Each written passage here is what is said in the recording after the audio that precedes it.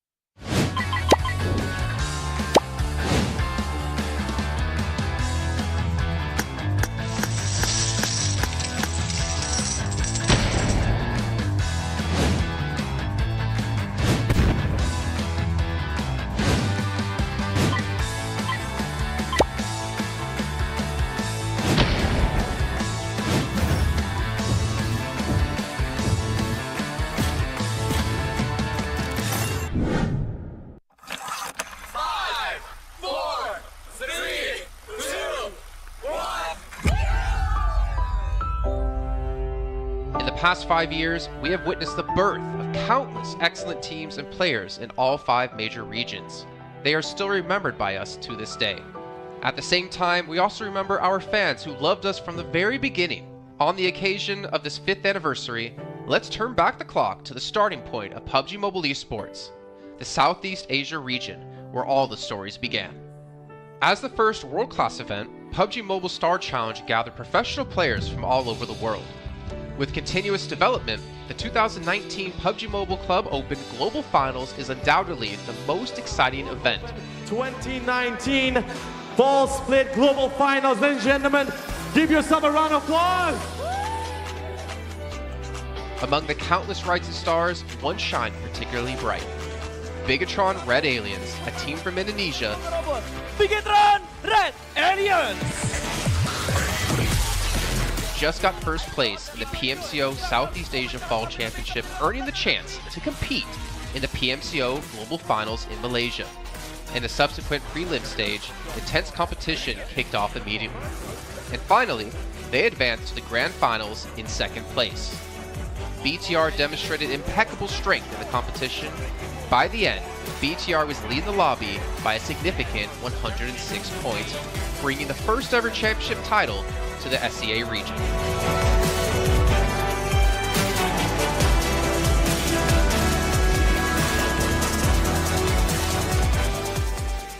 Di saat itu siapa yang gak kenal dengan nama Bigatron gitu? Tim yang punya segudang prestasi, mereka juara dunia di PMCO Global Finals tahun 2019.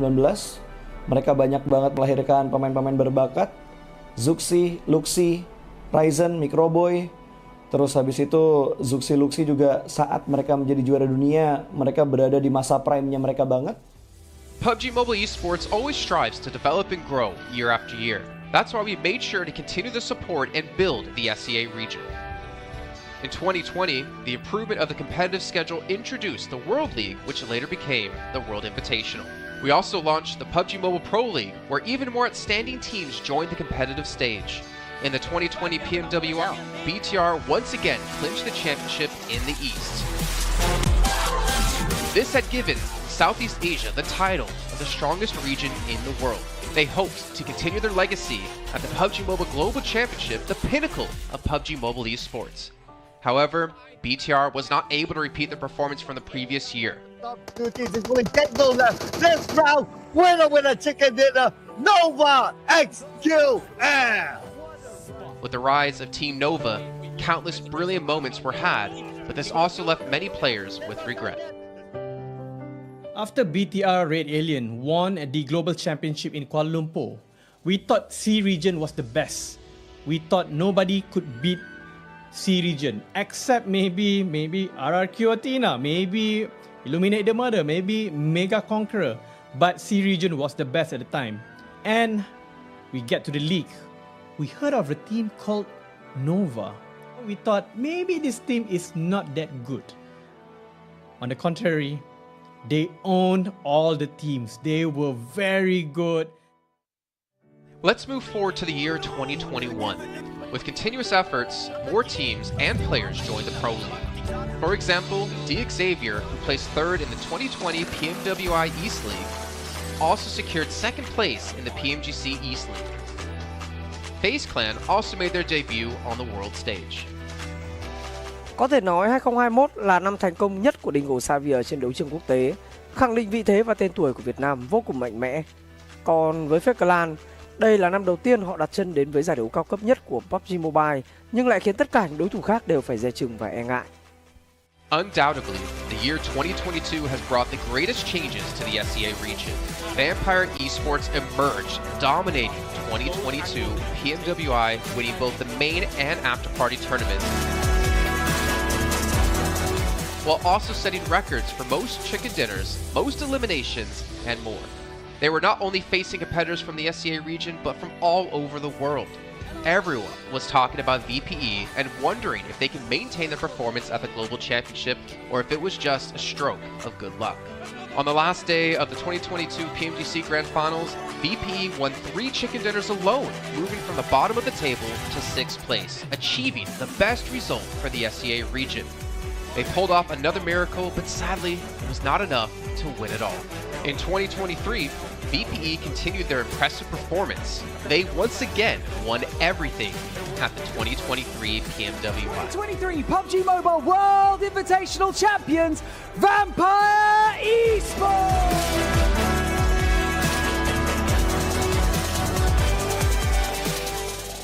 ก็ย้อนกลับไปในปีที่แล้วนะครับเอาจริงก็ผมมองว่าน่าจะโอ้โหไม่มีใครที่จะมองว่าทางฝั่งตัวแวมไพร์จะซักเซสได้ถึงขนาดนั้นนะครับเพราะยุคนั้นเหมือนทุกคนจะโฟกัสไปทางฝั่งตัวอินฟินแล้วก็เฟซแคทที่มีแบบว่าผู้เล่นดังๆนะครับแล้วก็ถ้าจำมันได้เหมือน PMGC ปีล่าสุดมากินไก่แบบเบิ้ลติดๆกันในวันสุดท้ายเหมือน เอาจริงน้องๆก็เคยบอกเลยว่าเฮ้ยเราเครียดกันไปหรือเปล่ามันเป็นตัวเองดีกว่าเล่นแบบปล่อยจอยได้แบบจอยเลยสุดท้าย3จะติดจบอันดับ6ของโลกซะอย่างนั้นนี่นะครับแวมไพร์สปอร์ตเดี๋ยวเชื่อจัด But don't forget, Alter Ego, an Indonesian team, showed a very strong performance by winning the Super League twice.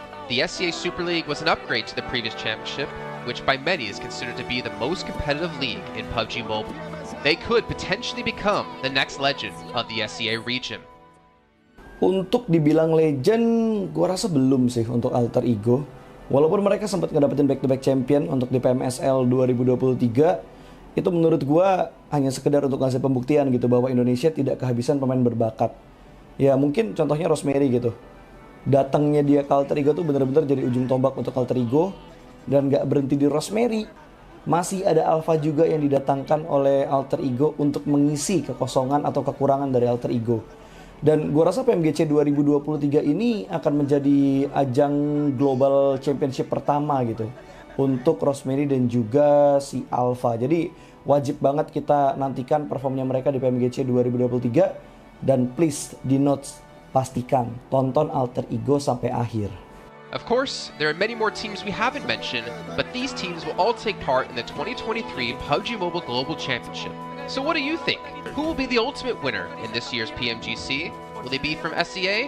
Well, there's only one way to find out.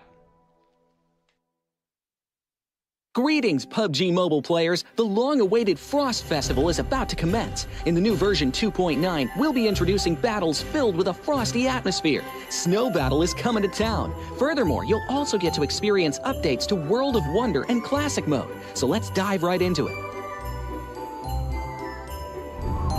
In the Frost Festival, we'll be bringing you a series of snow-themed content, including a new Snowy Village-themed area, fun interactions with snow pals, and snow-themed items for more gaming fun and excitement. When miraculous December comes, the frosty world will undergo some magical changes. Stay tuned for updates. Don't miss out. First, let's take a look at the new themed area, Snowy Village. The village covers a wide area of 280 by 150 and has loads of supplies. It's located near Stalber in Erringdale, Iceborg in Livik, and Goroka in Vikendi. In addition to the buildings on the ground, the underground area of the Lucky Ice Tower is also worth exploring. Make use of the 2-story layout to experience a completely new battle experience. Sound the bell in the Lucky Ice Tower, and you can even summon rewards. Additionally, the village also has a snow rail, which can help you quickly move around and gather supplies. It allows you to navigate flexibly between different areas of the village and also swiftly relocate to advantageous positions during battles for your team to counterattack more effectively. Of course, you should always remain vigilant to avoid becoming the target of an ambush. What's more, the village also features a special 2-seat vehicle, the Reindeer. It's also a great choice for transportation as it allows you to swiftly move all over the map. For intense battles, we've also prepared festive and practical battle equipment for you, the Snowball Blaster and Snowboard. The Snowball Blaster can be used in many ways and has loads of functionality. When you aim it at the ground or a building, it can create a snow pile cover for you. When used on enemies, you can temporarily transform them into lively snow pals to restrict their movement. When facing bodies of water, you can use the Snowball Blaster to freeze the surface so that you can walk on it. It's definitely a practical yet entertaining weapon. After transforming into a lively snow pal, you will be unable to use firearms to do battle. You'll only be able to rely on basic actions such as walking, running, jumping, and swimming to evade enemy pursuit. It takes some time before you can revert to your human form. Let's build a snowman together. The snowboard will also bring you a whole new experience. Apart from helping you glide and move on various surfaces, it can also be used with the Snowball Blaster. Explore the many possibilities and use these 2 items to have all kinds of fun. We've also designed various interactive mechanics, such as searching for snow toddlers, lucky ice, and the snow blast zone. When you encounter a lucky snowman on the map, don't be in a rush to leave. There are 4 lost little snowmen hidden near the lucky snowman. Search for the 4 hidden snow toddlers and bring them back to the large snowman. You'll then receive a token of gratitude. There are lots of lucky ice scattered across the map. Shatter the ice to get the supplies inside. Try using a melee weapon to break the ice more easily. Furthermore, you'll find that snow has engulfed some red zones on the map, and the falling snow will bring about many interesting effects. Players within a snow blast zone will be transformed into a lively snow pal if they're hit by the snow. If the snow lands on the ground, a snow pile cover will be created. In this World of Wonder update, we'll be introducing a brand new transformation skill gameplay and a catch me hide and seek gameplay for you to enjoy the transformation skills to the fullest. Of course, you can also use this skill to create more interesting creations. We've also added a Snowy Village map template to celebrate the Frost Festival with creators. Additionally, we've also made some updates and improvements to gameplay devices, game parameter settings, and the editor. For more details, please follow the official PUBG mobile community. We'll continue introducing the latest WoW content to everyone. As for Classic Mode, we've also made some improvements to vehicles, firearms, creation mode, emotes, settings, and more. First, we've enhanced the designated marksman rifles. Some DMRs can be equipped with the full auto mod to fire in full auto. We've also improved the attributes and handling of some vehicles to enhance your driving experience. We've also added a new garage mechanic. From now on, you can choose your dream ride during matches. Meanwhile, we've also added a custom SFX adjustment feature. You can adjust the volume of some sound effects to whatever best suits you. As for creation mode, we'll be introducing some quick view features for watching the victory dance and fireworks displays and the new Frozen Kingdom themed performance in order to provide players with more possibilities for creative content. Furthermore, we've expanded the emote backpack. Now you can equip more emotes before entering the battleground. That's a wrap for the main content in this new version. In addition, new content will be added to the popularity battle event, Metro Royale, and season rewards. For more details, follow our official PUBG mobile community. Snow Battle is coming to town. Winner, winner, chicken dinner. In 2020, while the eyes of most PUBG Mobile viewers were focused on Southeast Asia as well as other regions, there was one region in particular that went under the radar, the 2020 EMEA League. Numerous teams from different regions were fighting for a spot in the 2020 PMGC. Among them, the teams from the EU region were the most dazzling. Kanina Power, which had previously won 3rd place in the 2020 PMWL West League, managed to break through and eventually won 6th place in the 2020 PMGC. Class Dilge Athletics from Turkey also successfully took 8th place. For the entire EU region, this was a great start, and in the future, the EU region would grow into an even stronger region. The EU region seems to have endless potential. They always have a number of astonishingly talented newcomers. In the 2021 PMWI, in addition to the veteran team Kanina Power taking 2nd place, the newly reorganized team in 2021, Nextria, Xenox in the smokes, the solo by themselves, surprisingly won 3rd place. The EU region seems to just have endless potential. There's always a number of astonishingly talented newcomers coming up through the ranks, developing their skills, and in 2021 at the PMWI, you had some of the veterans there for sure. Kanina Power taking 2nd place, an incredible performance coming through from them to get that 2nd place. But not only that, you had the reorganized team for Nextria in 2021 who won PMPL Turkey. They came 1st in their region and then were invited on the back of that to the PMWI West to take 3rd place. So these new talents working as this new roster at the time, a phenomenal resurgence there, and there's so much more left in the pipeline, I'm sure, for this region. I'm really excited for what the future has, and I can't wait to see what they've got. In the 2021 PMGC, teams from around the world gathered once again. First of all, worth mentioning is that among all the participating countries in the Grand Finals, Turkey had the most with 3. Among them, teams like S2G and Nextria finished 4th and 6th respectively. This was a massive achievement. The efforts of the EU region are constantly bearing fruit. Now they just needed an opportunity. 2021 yılında Dünya Şampiyonası istediğimiz gibi başlamıştı. Çünkü West aşamasında 3 takımımızı birden ilk 6'ya sokmayı başardık ve büyük finallere 3 takımımızı göndermiştik. S2G 4. olarak buraya katılma hakkı kazanmıştı ve kadrosunda Rip7, Timber, Kalse, Sylas gibi isimler vardı. Büyük finallerde ne yapacağını çok fazla kestiremiyorduk temsilcilerimizin, çünkü dünyadaki takımların iyi performansları söz konusuydu. Büyük finallerde temsilcimiz S2G 4. olmayı başardı. Nexia 6. olmayı başardı. Maalesef Fenerbahçe ilk 8'in dışarısında kalmıştı. Ama bu takımın ileride çok iyi şeyler vaat ettiği konusunda herkes hemfikirdi. Next, let's go directly to the 2022 PMGC. At a time when everyone was focusing on whether Nova could win 3 consecutive championships, a team that was not originally a favorite to win was about to become the focus on the stage. S2G performed consistently in the first 2 days of competition, always maintaining a position at the top of the leaderboard. And on the final day, S2G changed its conservative tactical strategy and sought to gain more elimination points in the last few rounds. And in the last round, S2G secured the championship with 15 elimination points. Champion of 2022, it is S2G! They finally broke through and made history for the EU region. 2022 Dünya Şampiyonası bizi büyük zaferler getirdi. Tabii ki Dünya Şampiyonası başlamadan önce bu zaferlerin geleceği konusunda çok bir fikrimiz yoktu. S2G kadrosunda bazı değişiklikler yapmıştı. Takıma yeni katılan oyuncular vardı. Özellikle Reis ile birlikte takımın form seviyesi gerçekten çok yüksekti. 2022 Dünya Şampiyonası finallerine 2 takım göndermeyi başarmıştık. Bir tanesi S2G, bir tanesi Fireflux. Maalesef 2 takımımızın kaderleri birazcık farklı oldu. İlk günden itibaren S2G sürekli olarak zirveyi kovalarken Fireflux için işler iyi gitmemişti. 3. gün geldiğinde S2G güzel maçlar geçirdi ve şampiyonluğu Türkiye'ye getirmeyi başardı. Bu Türkiye e-spor tarihindeki en unutulmaz başarıydı. This year, the EU region has continuously produced even more strong teams. First of all, G Gladiators won first place at the 2023 PUBG Mobile Pro League Spring Regional Championships and third place in the 2023 PMWI. Veteran teams like Next Ria and Canada Power have been performing better and better this year and successfully qualified for the 2023 PMGC. Subsequently, hot recent teams like Mad Bulls, BRA Esports, Major Pride, Elise Esports, Demorte, among others from EU, have also successfully gotten a spot in PMGC.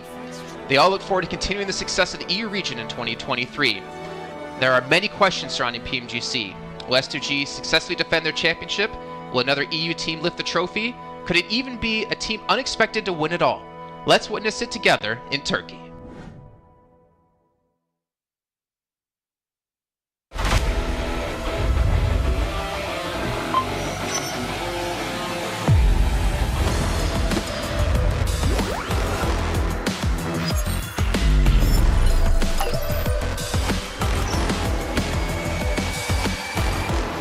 Gold Investigator. Join the Investigator team and let's protect the game's fairness together. 2023 Popularity Annual Gala event tutorial. Hey there, welcome to the 2023 Popularity Annual Gala. We've introduced a brand new competition and upgraded rewards. You will have to go through 10 rounds of 1v1 matches and compete to become the first ever PUBG Mobile Popularity Annual Gala champion. So let's get right to it. New competition, ladder competition. The Popularity Annual Gala event will be utilizing a new ladder promotion system. Players' initial ladder grade will be determined by their battle points at the end of the first round. Ladders are divided into 6 grades: Triple S, Double S, S, A, B, and C, with Triple S being the highest. Ladder promotion rules. Players are ranked based on the popularity they gain during the battle period. For rounds 1 to 9, the ladder results are settled at the end of every round's battle. Apart from ladder grade C, each ladder has 100 spots, with the top 20 promoted, the middle 60 retained, and the bottom 20 demoted. If you're trying to move up the ranks, be sure to stay within your ladder's retained threshold or higher before each round is settled. Additionally, ladder grades can only be promoted or demoted by 1 grade at a time, so your performance in the assignment round is crucial. Be sure not to miss it. Final showdown. Based on the rankings from the previous 9 rounds, round 10 will be the decisive showdown to determine the final rank and ladder grade placement, including the champion of the 2023 Popularity Annual Gala, who will emerge as the ultimate winner. New exclusive rewards. At the end of round 10, rewards will be issued based on the player's ladder grade and final rank. For outstanding players, they will receive exclusive rewards that can showcase their supreme honor both in and outside the game. In-game rewards include the Honor Title, Honor Name Tag, and Honor Avatar Frame, which are sure to make you stand out. Moreover, there are also physical trophies, interviews, custom-made popularity gifts, official social media promotion, game exposure, and other exclusive honorable rewards. Gain global renown both in and outside the game. What are you waiting for? Participate in the 2023 Popularity Annual Gala now.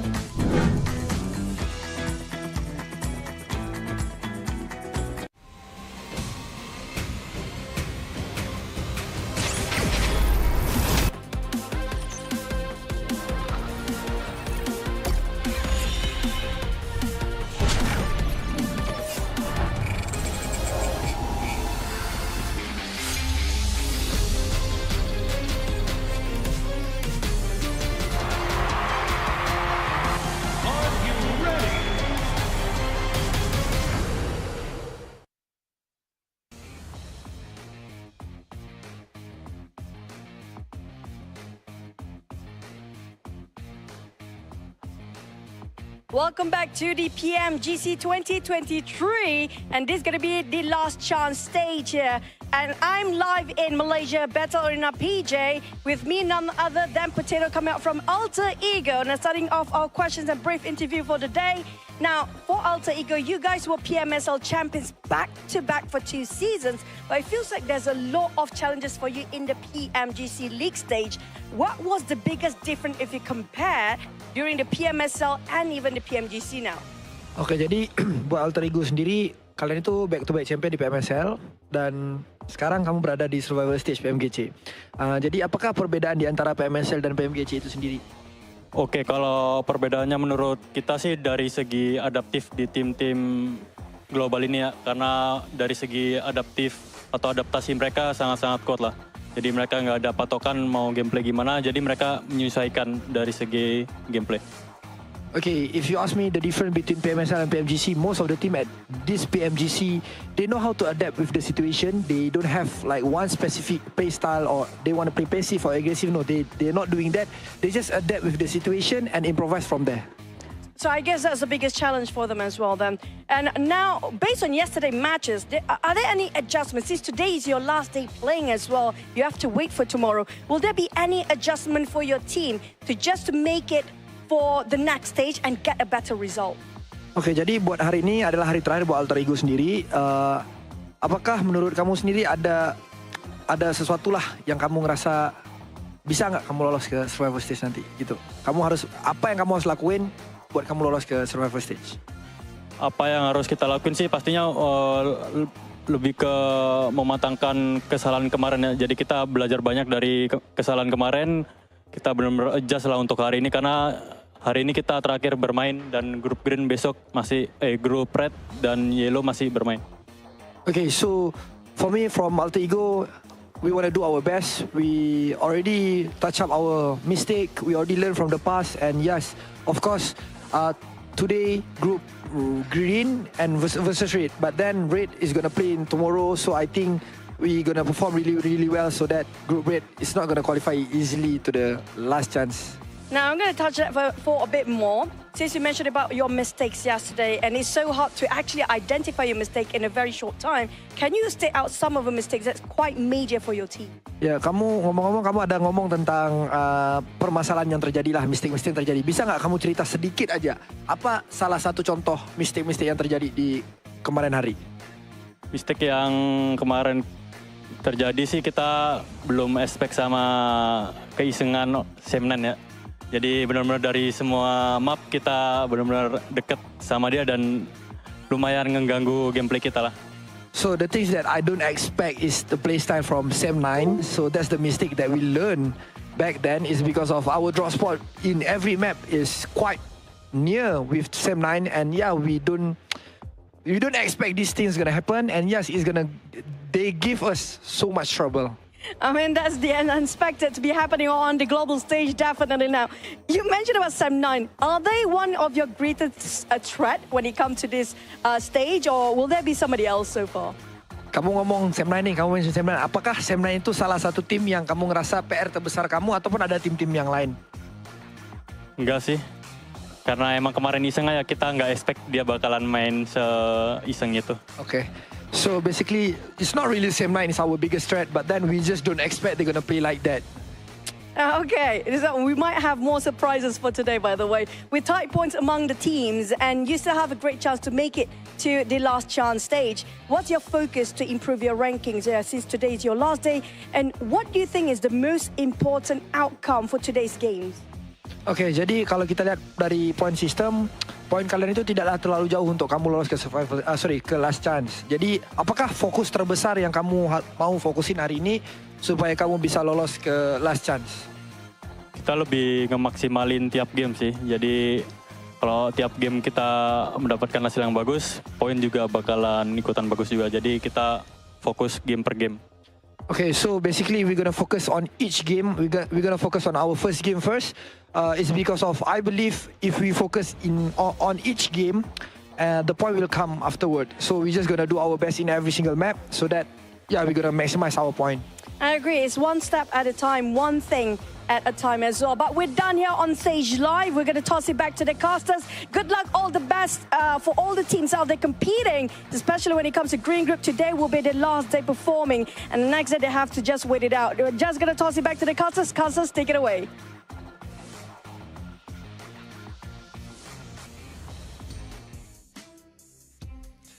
Well, as you heard there, Potato, Alter Ego, and all the teams from Group Green, this is your last chance, your last 6 matches to get as many points as possible and potentially keep yourself in the safe zone. I'm Jason Kaplan, and we got Maxman and Kalaris here on the desk to break down everything happening, obviously, yesterday and what's to come up today. And honestly, Max, well, no, wait, I'm not going to go to you, Max. I'm going to go to Kalaris first. Alter Ego had a rough day, to say the least. Yes, they did, and I VOD reviewed them quite extensively. So obviously we heard in the interview there that, you know, Sem9 was one of their downfalls. Luckily for them, they're not playing today. However, I think that is not the issue for them. Yesterday, the issue for them in 4 games out of the 6 was unnecessary risks. You think back to the Sandhawk, you get caught in the water, BTR takes you down, you're done. You think, and the other water scenario on Erangel as well, that was not required whatsoever.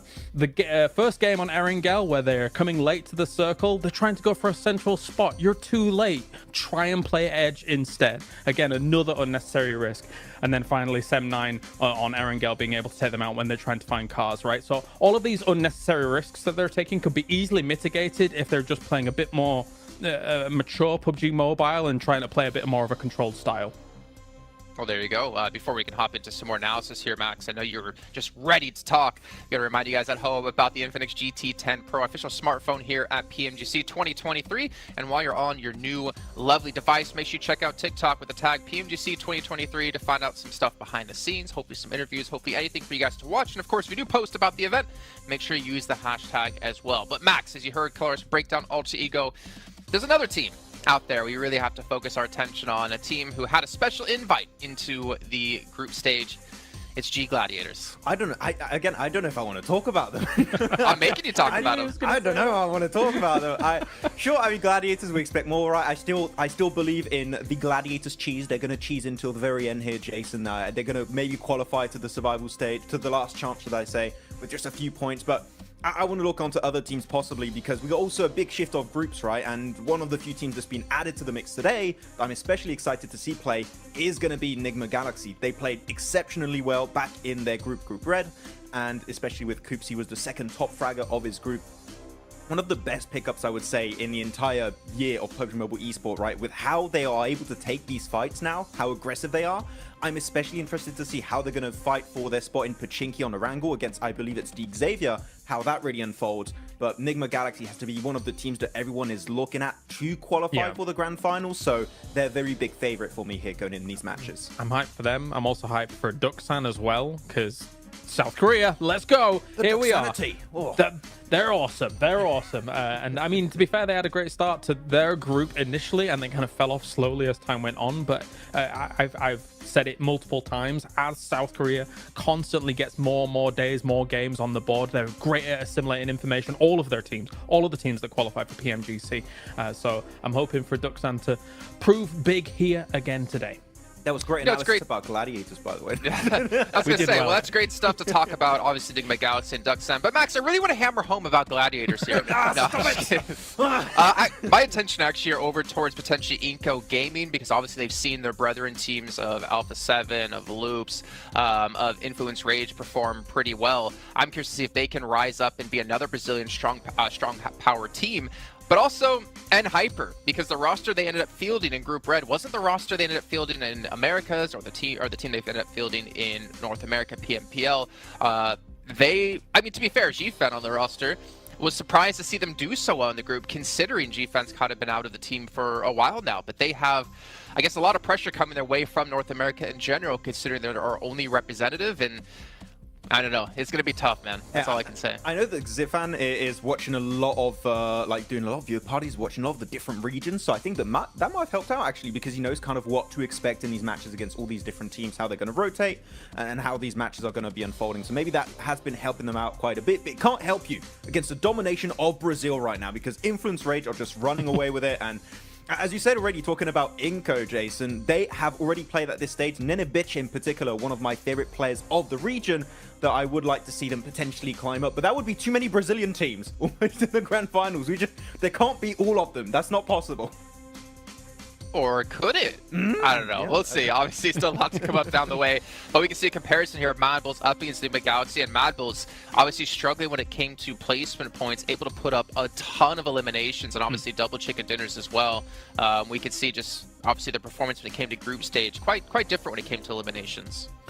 For me, Enigma Galaxy, I do feel like they were the one surprise for me, especially out of Group Red, to not advance through to the grand final straight away. I mean, they just fell short of Morph by a few points here and there because Enigma Galaxy had a great start, and we know this team as a very formidable roster. I mean, I think a lot of people put a lot of stock in if Coops is gone, then if he's eliminated early, then maybe they don't have much legs to stand on, but I don't necessarily hugely agree with that. Of course, he is a force to be reckoned with, right? And somebody that is going to be sitting very strongly with him, as you can see here with the 43 eliminations. But this team still is able to play a macro game, even if Coops is gone. It's just that he is quite the powerhouse to speak of. I mean, thinking back to PMWI, Max, we did see Coops kind of be similar to Nomi, similar to Matic. He was kind of off by himself, but also the funny thing was he was the tip of the spear, it seemed, in most parts. He would be like the first one across the rows to get position for his team, but he'd be so confident and so successful to be able to do that it allowed Enigma Galaxy to kind of adapt their style quite a bit to how Coops can perform to his best. If you're Enigma Galaxy, you don't need an IGL. You just need to, Coops is engaged, we just follow Coops. Enable him. No, just enable Coops exactly to kind of take these fights, because clearly, as you said, he is the spearhead of these scenarios. He is the one that is leading the charge for this fight. And a lot of the time, it's very successful when it works out that way. And the rest of the team, sure, they can frag out. We know Lord, we know Freak, we know how Rauf can also pop off in these matches. But clearly, it's just the setup around Coops. If he gets knocked, pick him up. You want to keep him alive as much as possible, which is what I wanted to see almost from Quest with Al-Hajir, but it's just not been the case. Al-Hajir's been going out early, so it goes to show how important it is to keep a star player like Coops alive until the very end, because it increases your odds of winning those matches pretty significantly. So yeah, I hope that it's going to work out for them, though.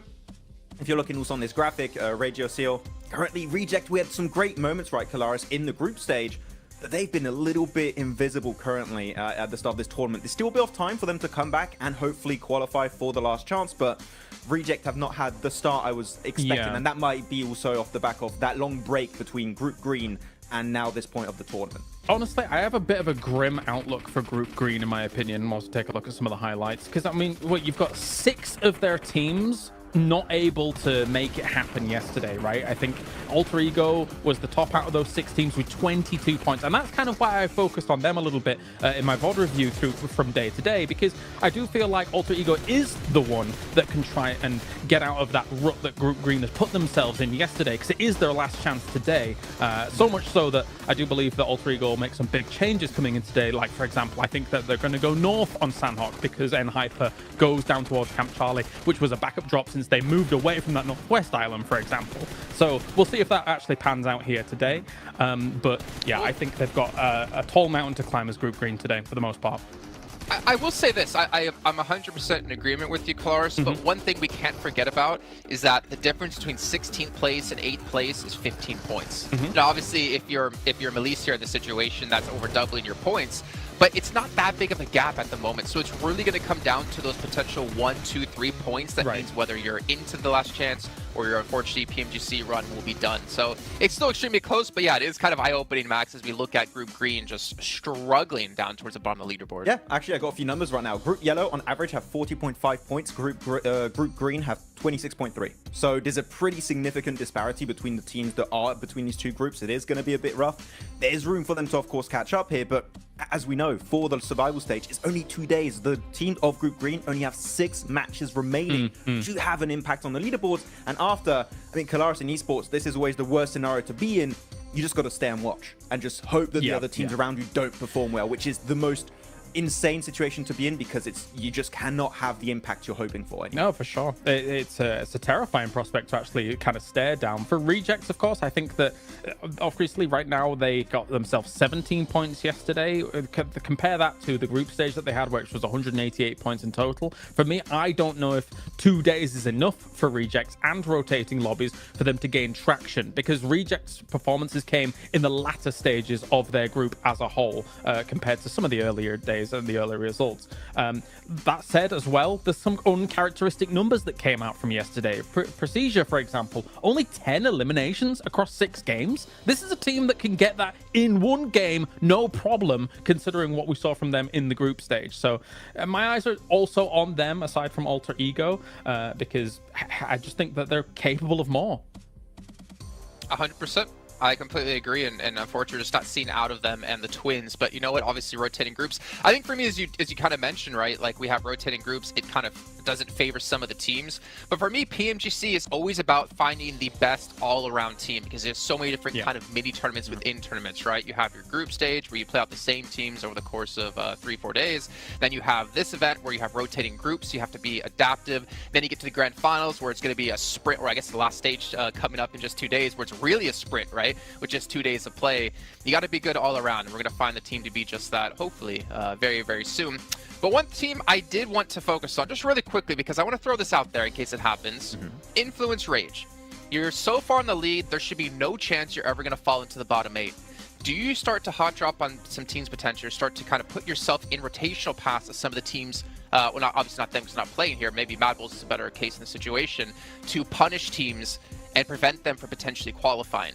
Because Influence Rage will come tomorrow, Mad Bulls is today. We always theorize this, and it pretty much never happens, right? But I want to see it! You want to see it, okay, but other teams going to take that risk? I'm not quite sure. You could do it if you want at the second half of the day. I think now is a bit early to do that. You're safe. You're not 100% safe, so just... Mad Bulls? You don't... I mean, for Influence Rage, I would just say, just play the half of the day, just chill, normal. Then if you want, and see how it happens. I think the earlier you do it, the more responsive teams are going to be to that, and they're going to adapt around you, potentially hot dropping them, right? So if you Influence Rage, Mad Bulls, BTR, maybe you want to take a bit more time before going for a play like that. I don't know who you'd want to pick out. Maybe Rejects, maybe also Gladiators right now could be a team to take down. I don't know. Could be. I have a thought. I do think Mad Bulls is relatively safe. I mean, considering that I think that the performance will continue here throughout the day. I think if you were going to target anybody based on these two groups alone, I wouldn't even mind looking towards Procedure for on Erangel. If you think about their potential rotational paths from something like Yasnaya going up against kind of Rozhok, sometimes those can potentially clash from time to time, and Erangel is the most, as we all do our little things. Please sir, I want to be next. You know, I think that could be a target. If they were going to do something, I don't know whether they will though. I'd even go on Alter Ego, to be honest. I think that would be a good team to take down. Maybe. They could be a threat. I mean, that's a good point. If you prevent people from hot dropping you when we get into the last chance stage, then it means your position's going to be a lot cleaner. You're limited in games. You have a better chance of qualifying through. But let's see what's going to break down as we're heading to our first match of the day with Sandhawk. Going to throw it over to our commentators of Jack and Blink to take it away. Thank you, Jason. Oh, it's exciting already because I kind of like the way you can see we're all there in anticipation. It was cool. I like the way you kind of had, the we're in school blank. We want to get our opinions. Oh, in. yeah. Because even me and you were speculating, we're theory crafting. It's sick, man. This week's going to be so damn good. Like, the quality of games yesterday was great. If that carries on, I'm living for it, Blank. Yeah, I mean, we were having a little chat behind the scenes there. I mean, to be honest with you, there's a lot to talk about here. You know, you have some of these groups here that are now playing their last day. It's Group Green. This is their final day today before we head in towards tomorrow. Everyone gets 2 days of play between both the survival stage and that last chance. And some of the players, some of the teams in Group Green are in real danger right now. It's a stressful experience. You do Alliance, they look happy, they look ready to go, they look very, very excited to get things on the road here. They had a pretty good upwards trend over in their group. Didn't start off so strong, but ended it quite significantly well. Obviously not getting in towards that direct invite stage, but yeah, for Group Green, things do get a little tough here. And you know, we were chatting about, like, you know, there's really only a couple of teams from Group Green that we actually thought were fairly decent towards the end of it, and it kind of felt like the group of death. But the more we look into it, the more we see there's actually some very, very good teams in some of these other groups that definitely deserve more praise. Absolutely. I think that's sort of the speculation that we had when we came to this agreement, you know, like looking back on it, in retrospect about the rose-tinted goggles or green-tinted goggles, really, the upper echelons of that group were absolute masterclass, right? Even Reject Tokyo can be lumped in with that, with how well they were playing over that week. But since coming into this, well, hang on a minute, hold that thought. It seems that hot drops are happening, Blank. What's going on here? Straight into the action. Is that Mad Balls under pressure already? It is Inco versus Mad Balls here. And we saw this versus Mad Balls in the very first day of their group versus Falcons. They lost their hot drop, but they're used to it now. They're expecting something to go off. They've already found one knock off the bat here. Let's see if they can find any more, Jackie. How far can they go with this then? Fleek getting the reload off instantly, trying to assess the situation. Now, Mad Balls always feel like they were hit with pressure on Sanhok. Even back in regulation of Group Green, they were being tested for control. Inco are the ones that are starting to show up here, though. Early damage done. Fleek down by the DBS. Another knock coming in, Blank. Bit of a trade, but now we're seeing them both be severed. Lots of damage across either squad now. It was one apiece, but Inco were able to get that res off there. Vitali will finish off Fleek in the meantime. Zerich desperately trying to hold his own. Becker trying to head down the stairs. Nice little peek out coming through from Inco. Only one Mad Bull left remaining, but it's Tulika. He was having a fantastic day yesterday. Not about to let this game slip out of his hands, but he's only got one teammate left to bring up. But a huge amount of damage onto Squash. Last player alive, Tulika. Can he clutch this out? Oh, is it going to be burned clutch like a used car salesman? Drop down for Squash, seeing if he can clear his way through as the bullets come flying. Tulika calls for the backup of his teammates, rotating further over so he's got room to try and pick him up later if possible. Doesn't peek off the back of the bait of the movement either, so Squash still holding. Frozen expires, and it's all on Tulika for good. No chance of getting his teammates back, so worst case scenario has happened here. Even if either one of these solos get away and give up the final elim, you have crippled yourself coming into the opening game today. And this is it, Blank. They've got to roll with the punches now. Yeah, Nima Galaxy also having a little peek in here with Ralph off in the distance alongside of his teammate. So this fight is not going to go well either way for both squads right now. Tulika is on the broadside, will be spotted almost immediately. This shotgun that Squash has found himself alongside with the SK-12 that he's currently holding on to, it is just stressful to deal with now for Tulika indeed. One shot will be enough to take him down unless he's at distance, but for the Mad Bulls, this is still sort of an important fight to win out on, right? You do not want to be losing your spot in Ruins. You don't want people to be feeling like you're an easy prey come towards that direct invite towards the PMGC, that global championship. So for anyone watching, all the other teams are already qualified. You know, Mad Bulls having to put on a bit of a performance here, a bit of a display. Goodbye.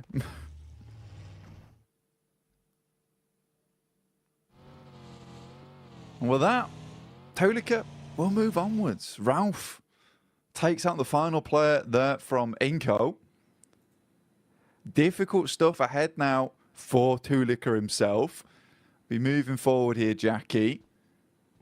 Oh man, that is a rough way to start this off, Blank. You know, we're coming into it thinking that we have time to speculate, give a bit of a lay of the land, if you will, for our viewers at home. We got Jason's favourite, just what he ordered, you know, fresh from the oven there, the hot drop specialty. Mad Balls just walking away with just the one man as well. The worst case scenario, really, Blank. And then a third party to steal that last elim. Ooh, wrap that up in a neat little package. If that isn't a little taster of the sort of shenanigans we're going to be seeing today, then I don't know what would be. You know, maybe like a beef stroganoff. Yeah, I mean, for some of these teams, some of these squads, right, it was kind of interesting because we were sort of speculating, is Mad Balls going to be the one to hot drop? In the end, they have to, but it's Inco who does engage that. And I think for Inco, maybe not the greatest thing to happen. I mean, we were talking about how, you know, here on Sanhok, you do want to try and get as many points as possible, squeeze out as much as possible from this map, because you're only going to see one of it anyway. You don't want to go heavy on these games. Tixie all by his lonesome here. No one else to help him. He's got a DBS versus the three-man squad here of Quest.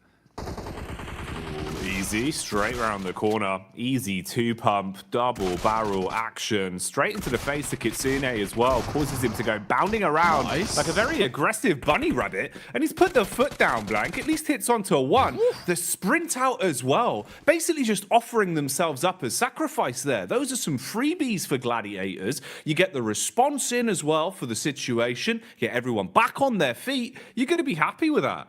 Yeah, you got to be really, really pleased with the fact that Tixie's able to hold his own on this compound. It is typically where Tixie does play as well, over towards this eastern side, able for the rest of the team to get over towards him as well. And I think that is nice. That's a nice regroup coming through from Gladiators. A lot of times they've been fairly slow on that approach. If one player is all on his lonesome, backup doesn't come half as quick enough a lot of times. So for Tixie, he is thanking his teammates, clapping them on the back there. That is a very, very pleasing result for Gladiators. Not so much for Quest, currently on 13 points. It's not really looking too good for this team, even after the absolute mad plays we saw from Al Haji yesterday.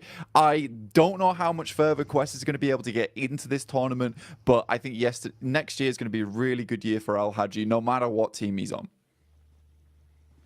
I think they've done well, at least in kind of winning the hearts of the fans a little bit as well, with the time we've seen from them on camera, the way they've come across in their interviews, and the resilience we saw, at least in regulation, back in Group Green, right? You know, for them to actually fight through and even still be in the tournament in a position where we can still be talking about them right now, Blank, at least for me, was impressive. It just felt like there was a little bit of room for them to get another step forward. It's a shame how some of the games have gone for Quest, especially yesterday.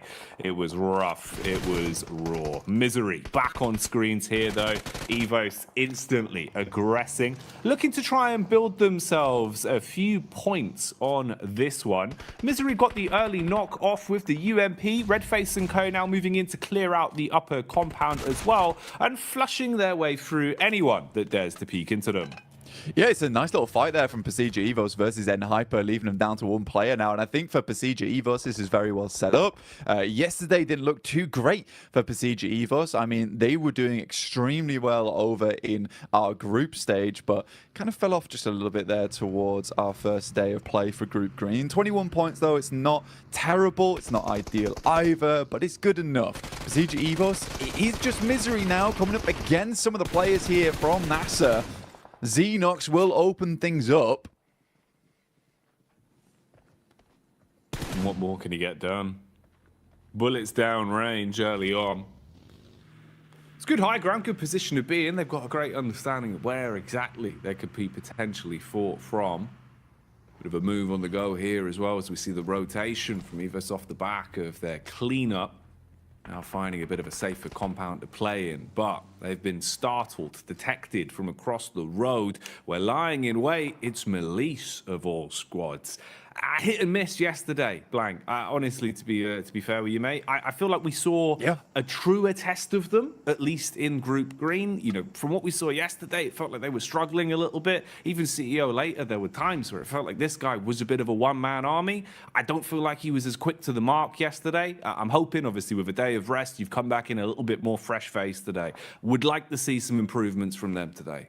Yeah, I mean, for the Turkish squad, it's just a little bit difficult for them at the moment. I mean, they've been making a lot of right moves. And I think for an edge team that likes to kind of read into opponents' movements around the map and cut the legs out from underneath them, they did a good job of it in terms of theory, right? In theory, where they were playing, it was all fantastic. Then they were going down to these engagements. They weren't always able to win it out very cleanly with a four-man squad going onwards and just clearing from there. And they ended up just losing games very early on. And this kind of the risk with playing edge a lot of times whilst you're holding out and guarding those edge sides is that if you get into an engagement there, you lose it, right? There's not much chance of getting very much further into the game. For other teams that like to leapfrog from edge and then send towards a kind of a middling position between the center of the circle and the outer side of it, you have much more chance to get further into the game and maybe pick yourself some pretty consistent placement points off the back of it. And we had a really good conversation as well yesterday, or even this morning, actually, bloody hell, mixing up my time zones. It's all going so quickly right now, where we were talking about, you know, look, some of these teams yesterday just came out absolutely swinging, and I think in this format you have to, whereas other teams sort of got in their own heads a bit. Yeah, that was one of the big focal points we were kind of sort of umming and ahhing over, about how you could see the difference of, let's say, a team like Influence Rage, who came out just playing their style, just absolutely giving it, right? Any opportunity they had to just swing on a fight, play confidently, going into an engagement basically thinking, you know, we've already won this. They're just thinking about the points being in their pocket. You're going to have so much more of a better time of it than going into it giving so much respect to teams, overthinking these situations. And we've seen that change. A lot of our squads from Group Green, it feels like their play styles have kind of flip-flopped more so than anything compared to what we were seeing during that regular point.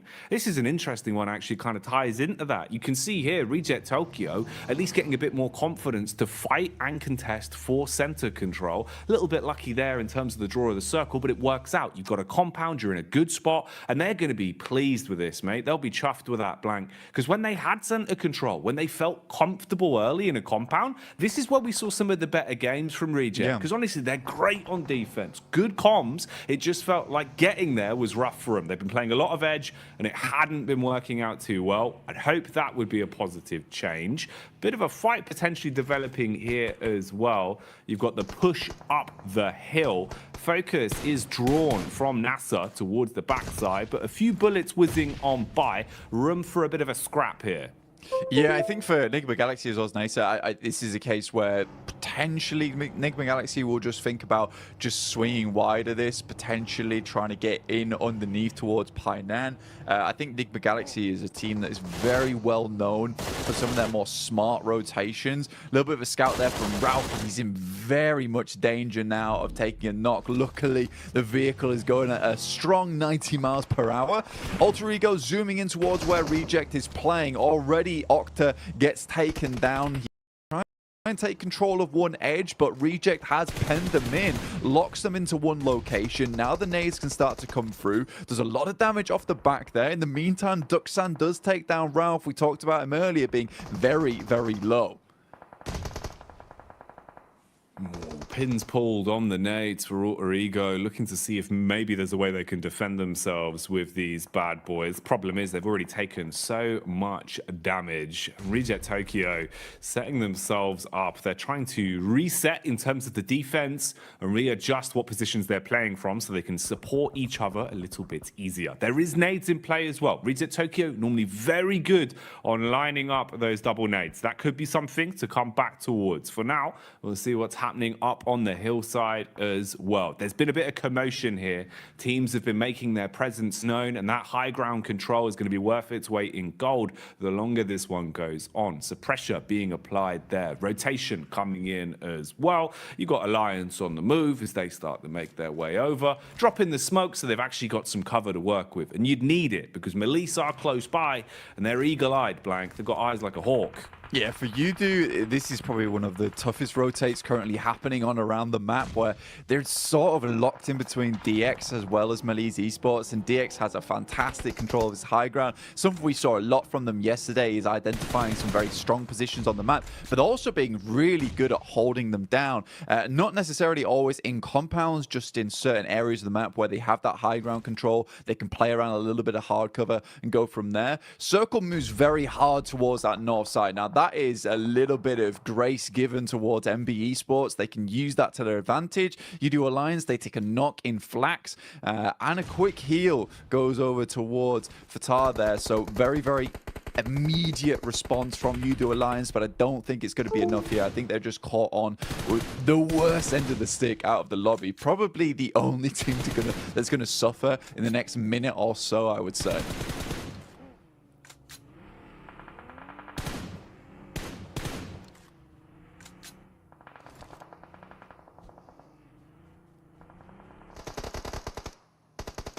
Malise Esports on this side of the map. Now Kisyu does go down. Poser has a nade in hand. We'll send it over towards Nisa, but Malise Esports again just crumbling a lot during these days. Again, Nisa, 5 eliminations found so far. Really, really good stuff from them. I think this is interesting because it is a lot of these squads that we see a fair few times that just come into these games swinging. They tend to do well, and I would say that this is a very, very good and promising mark of the game going forward here, Jackie.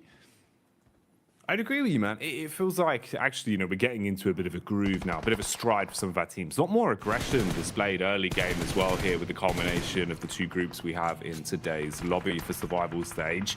Now, they were being pulled and pushed in multiple directions here. It felt like they weren't quite sure which fight they wanted to set their gaze on, but now they've been thrust into one. They have to try and survive, taking a ton of damage up against Evos. Good lay of the land from Link as well. Knows to look towards the distance. Can see just over the ridge side where his next opponent is coming from. They've got an understanding of where exactly he's playing towards, but with the bullets connecting, they're going to start to farm up these E-limbs. Melise, meanwhile, are crashing down as well. This is Judo Alliance still trying to push over that hill. They've been doing this for quite some time, Blank, and maybe it's going to start to work out. Nice connection onto Levites. He's dropped and finished off for good, and they're still pushing in.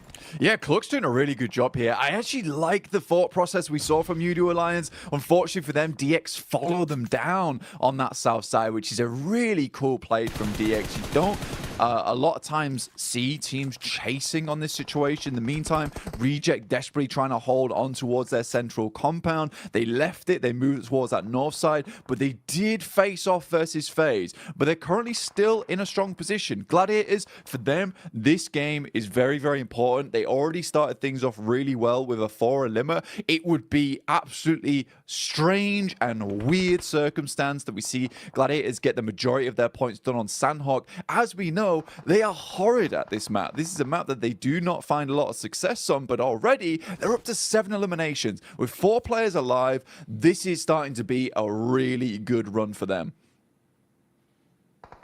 There's an itch in the back of my brain just reminding me of one of the Sandhawk games we saw from Gladiators quite some time ago, Blank.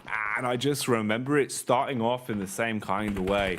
When the pressure's on Gladiators, when it feels like, the story's not going to happen, the crazy comeback towards the end is never going to be there. It feels like finally that Cinderella story won't be written. Something like this happens. We've seen it before on Sandhawk. I don't know what causes them to play like this sometimes, but they've certainly had their breakfast this morning, and they're coming out with some fibrous maneuvers, looking very solid in the moves they're making. 7 E-limbs to the name, Blank. How much longevity have they got on this one? We'll keep our eyes on it because Gladiators need a good game, and the individuals are playing to prove that. Yeah, they desperately do. Right now, facing off versus Duxan, not an easy team to go up against. MBE Sports, they lose Fistboy on a knock. That's to DX, who are doing a really good job over on this eastern side, just clearing their way through. Up to 3 eliminations now. Alter Ego also chiming in. Bit of a better rotate from them over towards this south side, able to take over that compound that Reject were holding on to. I think a lot of that comes off the back of the fact that Gladiator was able to get some really good pop shots between the windows, knock some of the players from Reject.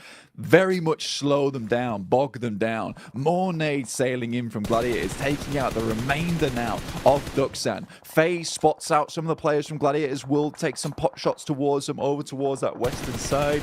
Chow gives his life for the rest of the team, but it's just Paragin now. With Lamborghini down, he is able to get in, but this is more of a survival game for them. Great circle here for the Gladiators. The last minute men, as usual, very much feels like back towards my university days where the deadline's looming and then suddenly I'm in the library for 24 hours. That's how it always goes with Gladiators, man. I sympathize them with a lot, Blank. I'm the same. Unless the deadline's there, it's not getting done. And that's the way they play. And honestly, it's working wonders for them right now. Again, with every time we're looking over to them, they're starting to build up more E-limbs. And like you're saying, zone-wise as well, they're in a good position to make a play off this. The one awkward encounter in the dead center as well is Reject Tokyo, now basically being the Reject duo, with all of FaZe in full force around them as well. So not really what you want to be. A bit of flat sharing going on, and that's illegal. It's called subletting, Blank. FaZe are going to clap back onto DX as well, finding a way to peek through the windows. An assault onto Paragin. That's an unlucky knock. Yeah, I think right now, even though he's able to get Lamborghini up, it was kind of for nothing. This little high ground the Gladiators currently have control of was so fortuitous that they got the circle on this side. Coming off that high ground is very difficult, so they're trying to milk it for as much as they can here, stay on this top side. But it's MBE Sports coming in to try and challenge us for now. Gladiators need to be ready for this one. Kitsune luckily is in position as the DBS, only able to find one though, and that's not quite enough. The rest of the team instantly needs needs to improvise off the back of this. Sek and Mondo are down, so it's a decent start. The nades start pouring in, and it's a nice nade on the backside towards Fistboy. Just a Kaze left remaining, and Gladiators quickly clean them up there. Up to 12 eliminations now, Jackie. A fantastic start. Tixie's flying through the air. Matic is on the support. Oh, mate.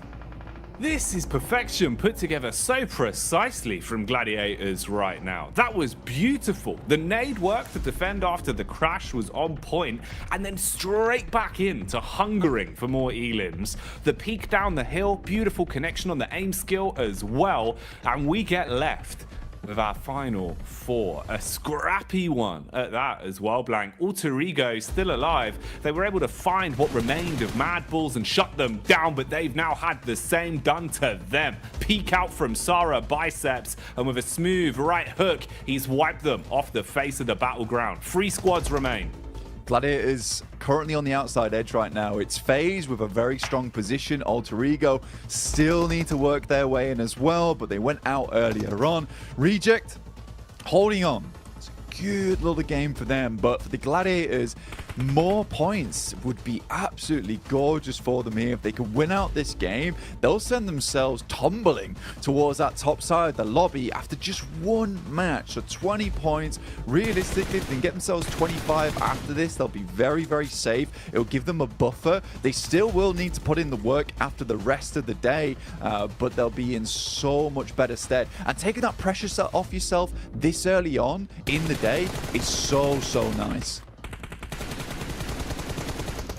Taking the pressure off themselves and applying it to Reject Tokyo. Problem is, though, it's not going to turn them into diamonds. It seems like they will instead just buckle under the pressure.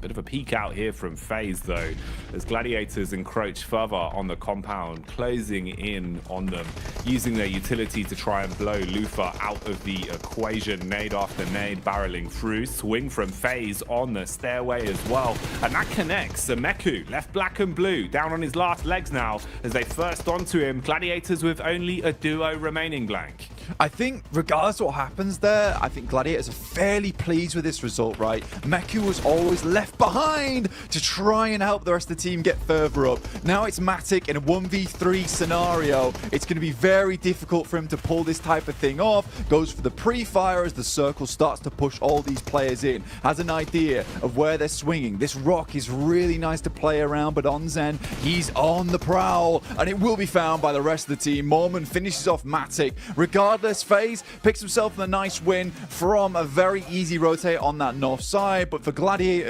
that could have been a lot more for them. Either way, I think it was around about 15 eliminations they finished that game with the 6 points on top of it. 21 points is just a very, very nice start for them. And you know what? Jason might have been right to bring them up at the start of the day. It's crazy, isn't it? You know, we sit there, Jason brings out all his storylines that you think are never going to happen. And I think we hit the mark for 3 out of 3 of Jason predictions all in one game. So he's doing well today, Blank. He's doing well. Oh, look at the dance. He's happy. He's pleased with that one. I mean, starting off the day with a win here for Mela is really, really nice for him. He's got his hot water bottle in hand as well, mate. Oh, yes. Taking the heat to the next level. This is why FaZe are winning. No, they're bringing the heat in. They're warm. Exactly, Blank. That's madness. They got the moves inside and outside of the battleground, and they got the chicken dinner to boot as well. Can't turn your nose up at that one, but I think we do have to give a little bit of eyesight over towards Gladiators, looking at the stats in terms of what they got up to on that one as well. Yeah. That's a big game from them, right? They're actually fragging as well, Blank, which I think makes the world of difference in the sense of confidence. It's what we were talking about way back at the start of the game. At least now, having a high elim game, it should perk you up a little bit. You're not going to feel so somber throughout the rest of the day.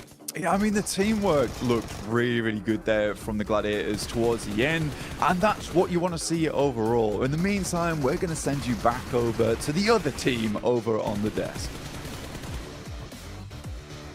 The desk team, the best team here. Like FaZe could get their victory on the board here, starting things off strong for Group Red. But to be honest, there's a lot of moving parts and a lot of working parts in this one that allowed quite a few other teams to have some decent results. You know, Max, I know you didn't want to talk about him at the start of the day, but I'm going to make you talk about him now. It's G Gladiators. Okay, you know what? They got himself some exactly Give you that much, Jason. I think Kalaris was talking about that. The eliminations kind of got fed to them in weird ways, especially that fight versus Quest. Alter Ego changing their drop location to the Eastern Island, and Mad Balls fighting Inko, which means that their rotation path here, Jason, is completely free. Even if you rotate late, you can make it through Trifecta, you can get access to Bootcamp Hill, and off the back of that, they can just start blasting at so many other teams like Duxan, Alter Ego, and get 15 eliminations on the board. They needed those points here because they were in a tough spot before here, and they already doubled their points. They had 20 points before this match, and now extra 21. That is massive for Gladiators. That might be exactly what they need to get themselves in more of a safer position, considering this is their last day of play overall. But another team we have to dive into here is Reject in particular, because the position they had, we were watching a little bit of a disagreement between you and Max in terms of what Reject decided to do as his own tried to center up on FaZe. So I think that they were trying to make the game-winning play, right? Like with some of their moves. They start in Trifecta, they had a 2-2, and they go to the compound, which in our region we see always as a focus point for some of these circles mid-Sandhawk. Now, they realized Alter Ego's coming in behind them. They made a ridiculous blitz through. It was risky, but they actually got a lot of points from it, 8 points in total. That's by the by. Rejects here from this point on tries to leave this compound and go north towards FaZe. I think they already took one elimination off of FaZe, so they knew that they were weakened, or in a weakened state, but it was very slow, very unsuccessful trying to breach the position of FaZe here. So I like that Rejects was trying a winning move, but it materialized. At least they got high up in this game, I suppose. Yeah, I think that the situation they were in with Alter Ego playing the Road Trifecta compound is you want to work with Alter Ego and stay in that compound for as long as possible to gatekeep other potential threats later on down the line. If you stay there with Alter Ego, you eliminate Nemo Galaxy, Deke Xavier, Duxan. You can also maybe eliminate some players of Gladiators as they're getting pushed down Bootcamp Hill, and off the back of that, you can transition through the rocks, maybe make over to FaZe. I think that was the better approach, but to be honest, the moment Deke Xavier died, right, Kalaris, they could play those rocks and survive super fine to the match. So it ended up working out, but I think there was maybe another option available. But that's the cool thing. There's so many ways to play it that you don't know which one might be the best at the end. I mean, yeah, I get what you're saying, like a symbiotic relationship in that compound for a little while. The thing I look at it is that they got third in this game, and would they have probably have got third if they'd have stayed in that compound as well? Yeah, probably. Yeah. But would they have got first? Almost absolutely not. So I think that, you know, they were trying to go for it all, and obviously it didn't pan out. Yeah, and again, trying to make those plays that are really important for them, considering Reject coming into this one from Group Green. So they only have, well, now 5 matches left to go. They have to get as many points as possible. They have to make sure that to make the right decisions, though, as we did look at a drop as well between Mad Bulls and Inko. And Mad Bulls, a team that it really doesn't matter for them, right? They're pretty much safe into the last chance. For Inko, though, at least them trying to scrape by as many points as possible. I think they got 3 with the eliminations. They're realizing, okay, well, this is not going to work out. Let's try to salvage with something, but they have to maybe look forward now to the next 5 matches. Yeah, you don't forget the best part of that fight here, Jason. You just Raouf coming like, sit down. just get rid of them right away. That was a good bit. That was a good bit right there. But yeah, it's a hot drop. It is normally Inko that would have to change that drop because Mad Bulls, as you touched upon, Kalaris, during that game, are already so comfortable. It is currently their fight to win currently in that position. If they win it, they clear it for the last chance. And Inko, they're just going to be maybe completely out of that position from the get-go. So yeah, Inko, cool. It's fair enough. There's only 1 of these maps per day. But you might want to try and think of avoiding those as much as possible because it can really impact your results over only 2 days worth of play. That is such a small amount of time that these hot drops can really impact your position. Yeah, it would be even especially more huge if there was more than 1 Sandhawk per day, right? But there's very little interest in giving up your position when you've done as well as you did like yesterday as Mad Bulls. One thing I do want to mention really quickly, because you said it while we were watching the game, and I kind of really liked the idea of it. We did see Alter Ego change the drop location, as was mentioned already on the desk here. They went up towards Cow. But then when the zone started to shift away from Corey, more centralized, and they were on the east side of Corey, you were talking about what do they do here in this position. And Klaus, I wanted you to bring that up just really quickly. Yeah, again, they're just playing really risky PUBG Mobile. Like going for these wide rotates, going up against Quarry, which is a very difficult place to transition away from. They have to bomb it through to try and make something happen. If they'd have come in from the north, it might have just been an easier time. But yeah, they did all right. But it's, again, very risky PUBG Mobile here. Yeah. High risk, potentially high reward for Alter Ego, who desperately need every single point they possibly can in our final 5 matches. And it's time to head into our second match of the day, which is our first Erangel of the day with Jackie and Blake. Ooh, the first of the 3 Erangals. This is good. This is always my favourite Porsche and Blanc, because it feels like we start to get the more nuanced games, right, where we can kind of expect the more unexpected. But this lobby's already looking kind of wild, so we'll see what we get, Blanc. We'll see what we get. We're in for some treats. Yeah, I think that the guys on the desk touch on a really important point here, is that for some of these teams, you know, specifically what Kalaris was talking about really interested me in the sense that, you know, Reject, they go for the game-winning play at the end of the day.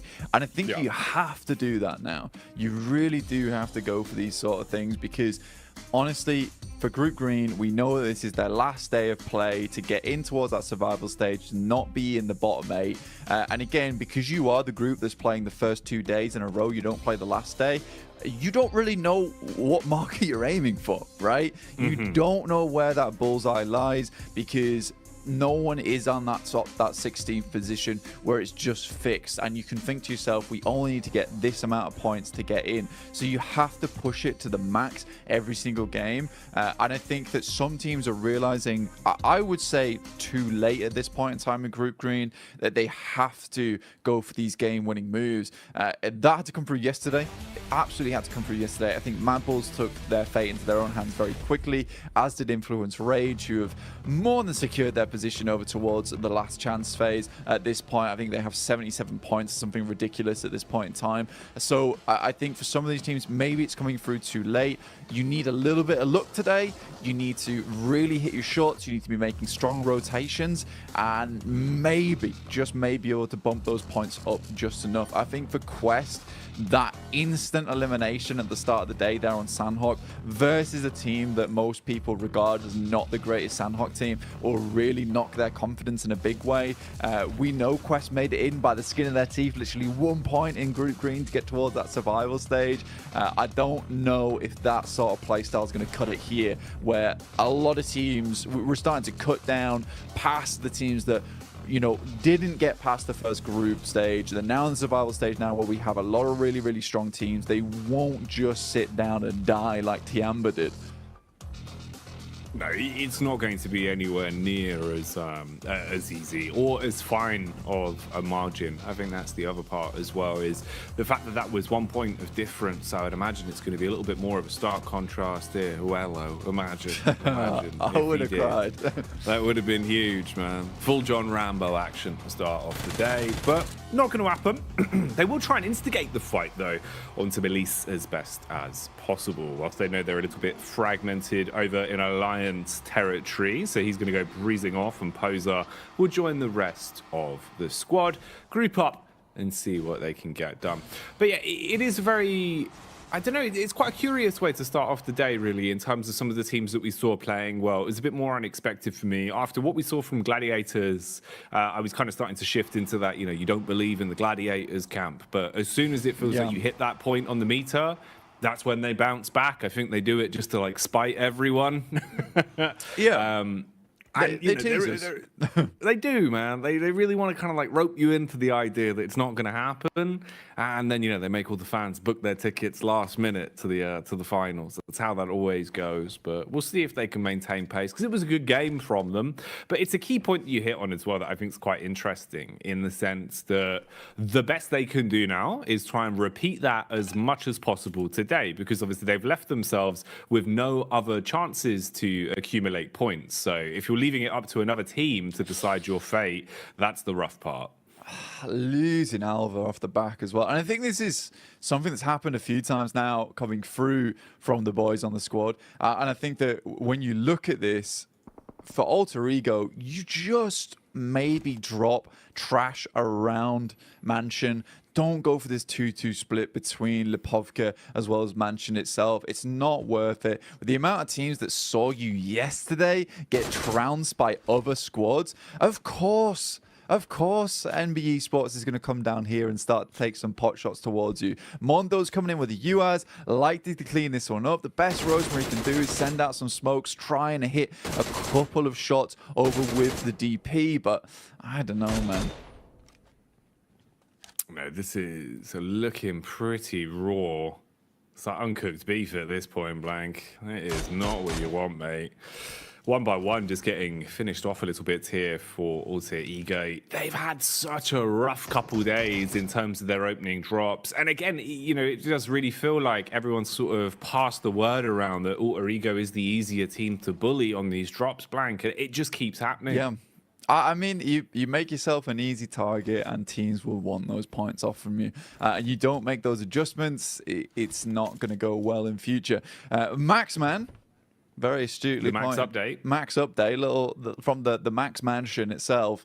You know, Enigma Galaxy usually dropping towards Pachinki. Xavier over in Group Green refused to give up Pachinki whatsoever. They kept dropping there every single time, even on hot drops. But this time around, they drop over towards Severny. They give it up. This is the first time they've never dropped there. And I think for Xavier, this is actually a really, really important little tidbit to go off the top of, because I like this maneuver. You drop towards Pachinki versus Enigma Galaxy. You know this is a strong team, but right now, you're currently third place, 53 points.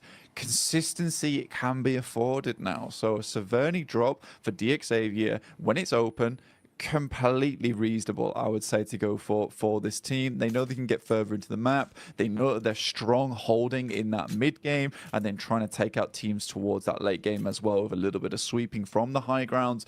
So I think this is a really good move from Xavier, and again kind of feeds into that storyline, as if you made those points happen in that first day, you have a lot of room to switch up tactics, to switch up strategies. You know, if this is a case that Xavier would be on like 15, 19 points, they might have considered dropping over towards Pachinki and just trying to push it to the limit down there versus Enigma Galaxy, trying to win out on that hot drop and then going out from there, because those 4 eliminations would be very nice. And you can't really fear that fact of, what if we lose the hot drop? You just have to go and think to yourself, we're going to win this hot drop, we're going to move from there, we'll take that central position and give it some really good rotational paths into the late game.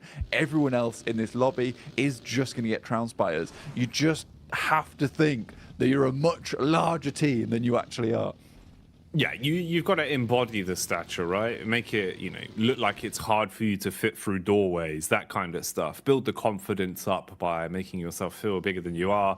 And that was what they did. I mean, even back in Group Green, right? It was kind of them versus Bra, was just like the battle of Pachinki every single time, Blank. And DX were willing to fight those down to the bitter end, you know, limping away with one player left if they needed to, or even conceding basically an entire run on one of our games of Erangel just to guarantee that drop. So I like the fact that they've at least moved away from that here and kind of thought, all right, we really did risk it, you know, back then. Now it's a little bit of a different kettle of fish. Let's not go for those sort of plays. So good to see the improvement there and the adjustment as well, to be willing to even give up your normal confident drop.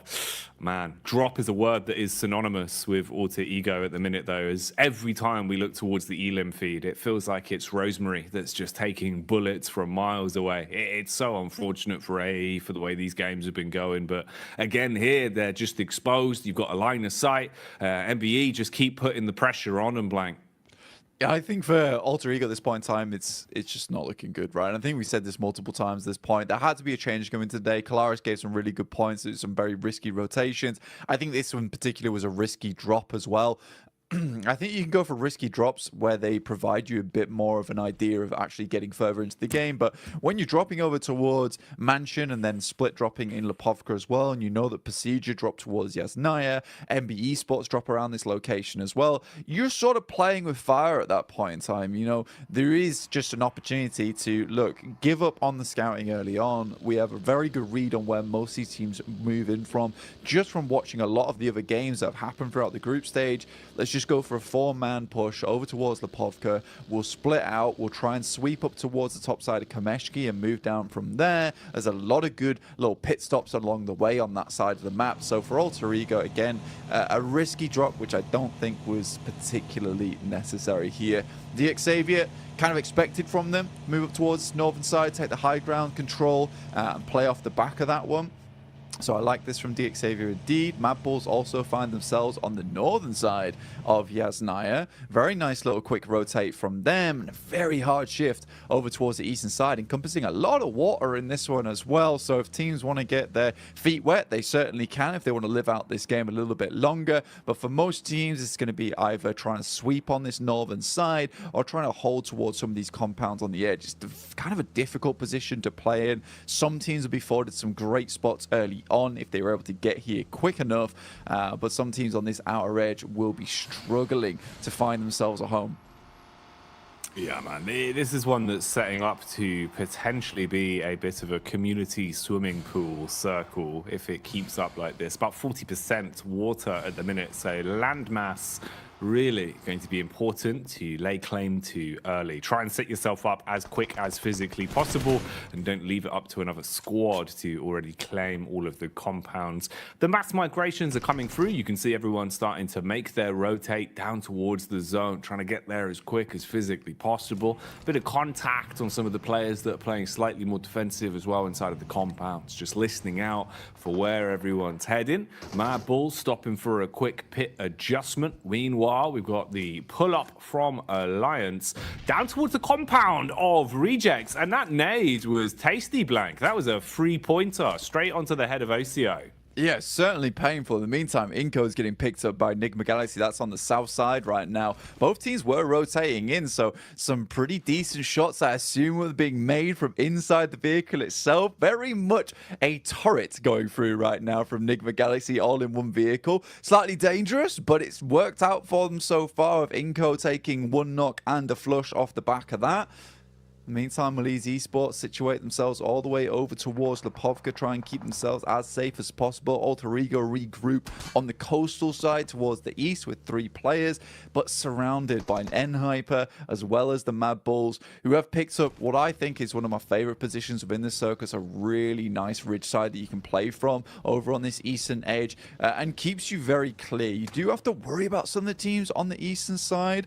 See right now, Enigma Galaxy just cannot find anywhere to stay. And this is what I'm talking about. If you come out on the edge here, you are going to be driving around a lot. And it's even more terrifying the fact they're in one vehicle, which is exactly why they try and get into a second, but not before Coops is pulled out of it. And Freak will just have to leave off the back of that. Man, it's so unlucky.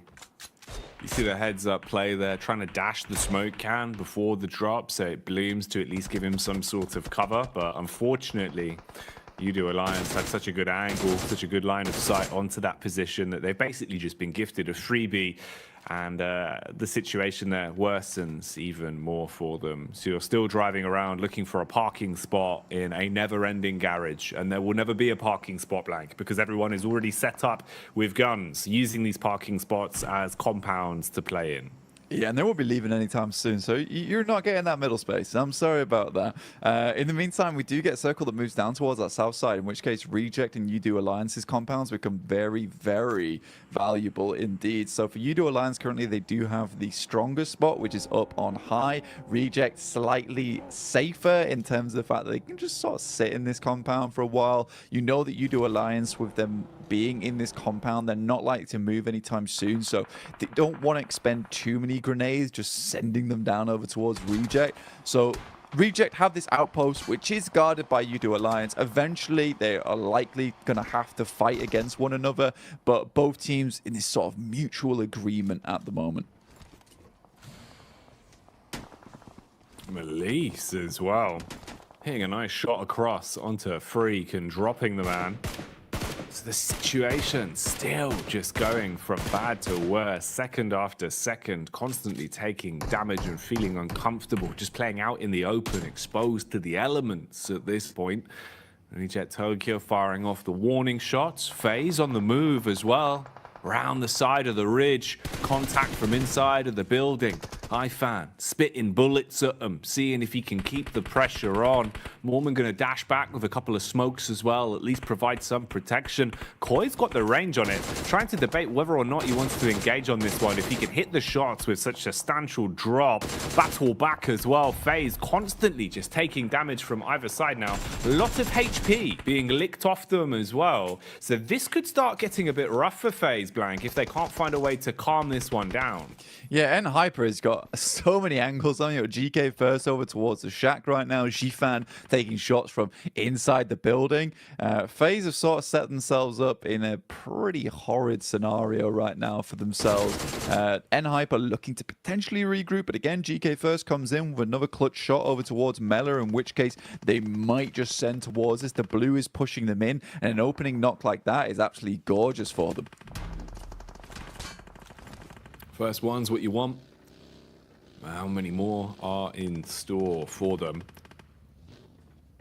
Be a nice way to reality check FaZe straight away, man, off the back of their chicken dinner as well, if you could pull them down here. I don't know why GK keeps going for these shots, to be honest. So greedy. Looking to finish off Mela. You can kind of understand why he's going for it, though. You don't want to let that player live. They are able to finally flush him out, but two players out in the blue right now, and FaZe currently have pretty good shooting angles over towards them. Koi luckily does find another on Mormon. He's so up close and personal, taking a lot of shots. There's not a lot of support coming through. Ventores understands that he too needs to get a move on, and quite quickly with the circle moving in. Very, very quick movements all around the block for nHyper, but this has been a sort of a crazy push from nHyper, locking both FaZe and them to their dooms. GK first even drops over there to the play zone itself. This has been a very, very odd fight. Gladiators looking to maybe get themselves slightly involved. Zhifan inside the building, and nHyper actually indeed go down. Mormon as well as Ventores might be able to continue, and that felt like one of the weirdest fights coming through from nHyper indeed. I didn't like that whatsoever. Felt like almost a guaranteed hold over towards its south side, just given up by some odd angles being taken. Yeah, it really does feel like they've kind of both dragged themselves down. You know, we've no potential really successful outcome for either team in that situation.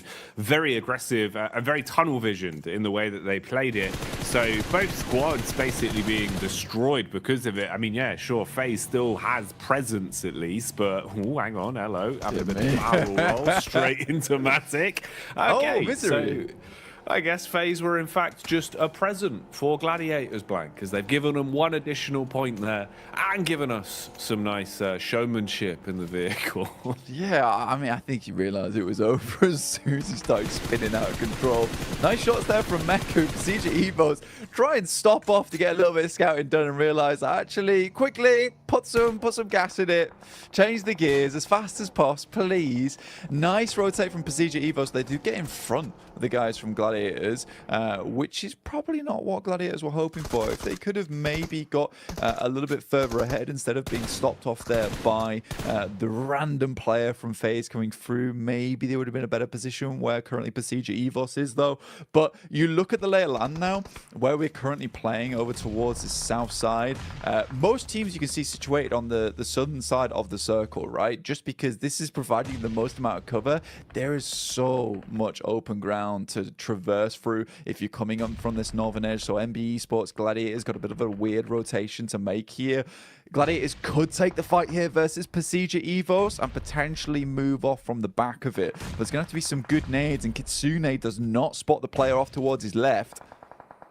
Ooh, Kitsune engaging with the nades early, looking for the jump down. Nice. He was ready for that one, Blank. Instantly spots Redface and will leave him quite red in the face after that uppercut from the DBS. Zerich from absolutely miles away, looking to get involved with this fight where possible, scanning the hillside with his eyes and keeping a nice understanding of the situation. Meanwhile, here we see MBE starting to dive in, an assault inside of the compound. Bullet after bullet, whizzing close by. Nasa now re-aggressing as well, looking to try and push their way back through. Spam up close. Fist Boy needs to land an uppercut. Not looking too good for him though, as he'll go down to the spray. How on earth is he still alive with a trickle of HP blank? It felt like he was trying to 1v4 that with nothing to his name.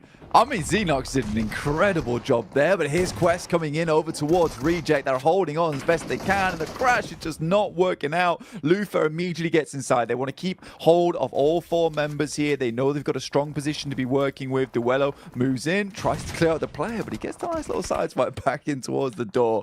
Finally, it's over, as Tixi will pick up an elimination over towards Fahidan.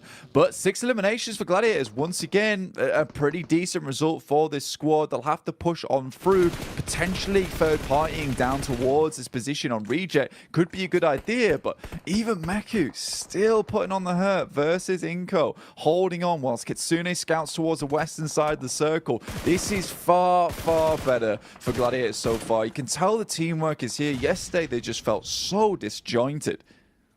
Well, they're just fighting as well, Blank. I think that's the one big difference, right? Is we're seeing them play so confidently now where they're actually pulling up, looking like they're going into these engagements with the idea being to win them, with the idea being to get elims. Whereas yesterday, it felt a bit timid. It felt like they were playing inside of a box and kind of waiting for teams to come towards them. So I'm glad to see it. Definitely a much needed facelift for Gladiators, looking a lot more like the side that we like to see, at least. A lot of movement going on now as well. Bit of reshuffling. There's a ton of commotion down here. So everyone's kind of ringing the proverbial dinner bell, if you will. And it started to bait in the rotators, the mandem that want to pull up and try and squirrel away some of the points. So let's see if that'll be a potential outcome here. Roadside shenanigans for NBE. Meanwhile, Melise engaging on Alter Ego. That was big, Blank. Nice nade to open it up.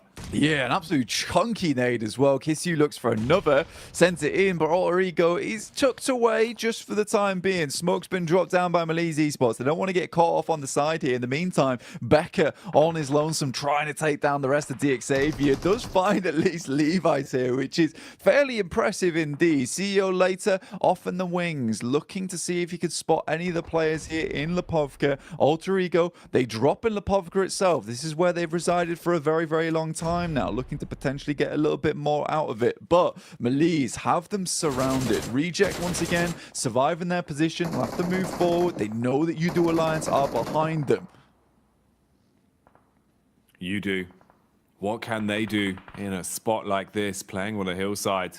Flax adjusting the crosshair, paranoid about the smoke expiring to his left, but wants to prioritize the correct angle, hoping they can get some shots off onto Reject. Once they expose themselves, they've got a 3-pronged smoke wall blocking themselves at the minute, with the tree geometry providing a bit of cover as well. Slowly pushing their way up past the bushes now, as Lufa will jump in the rotate car.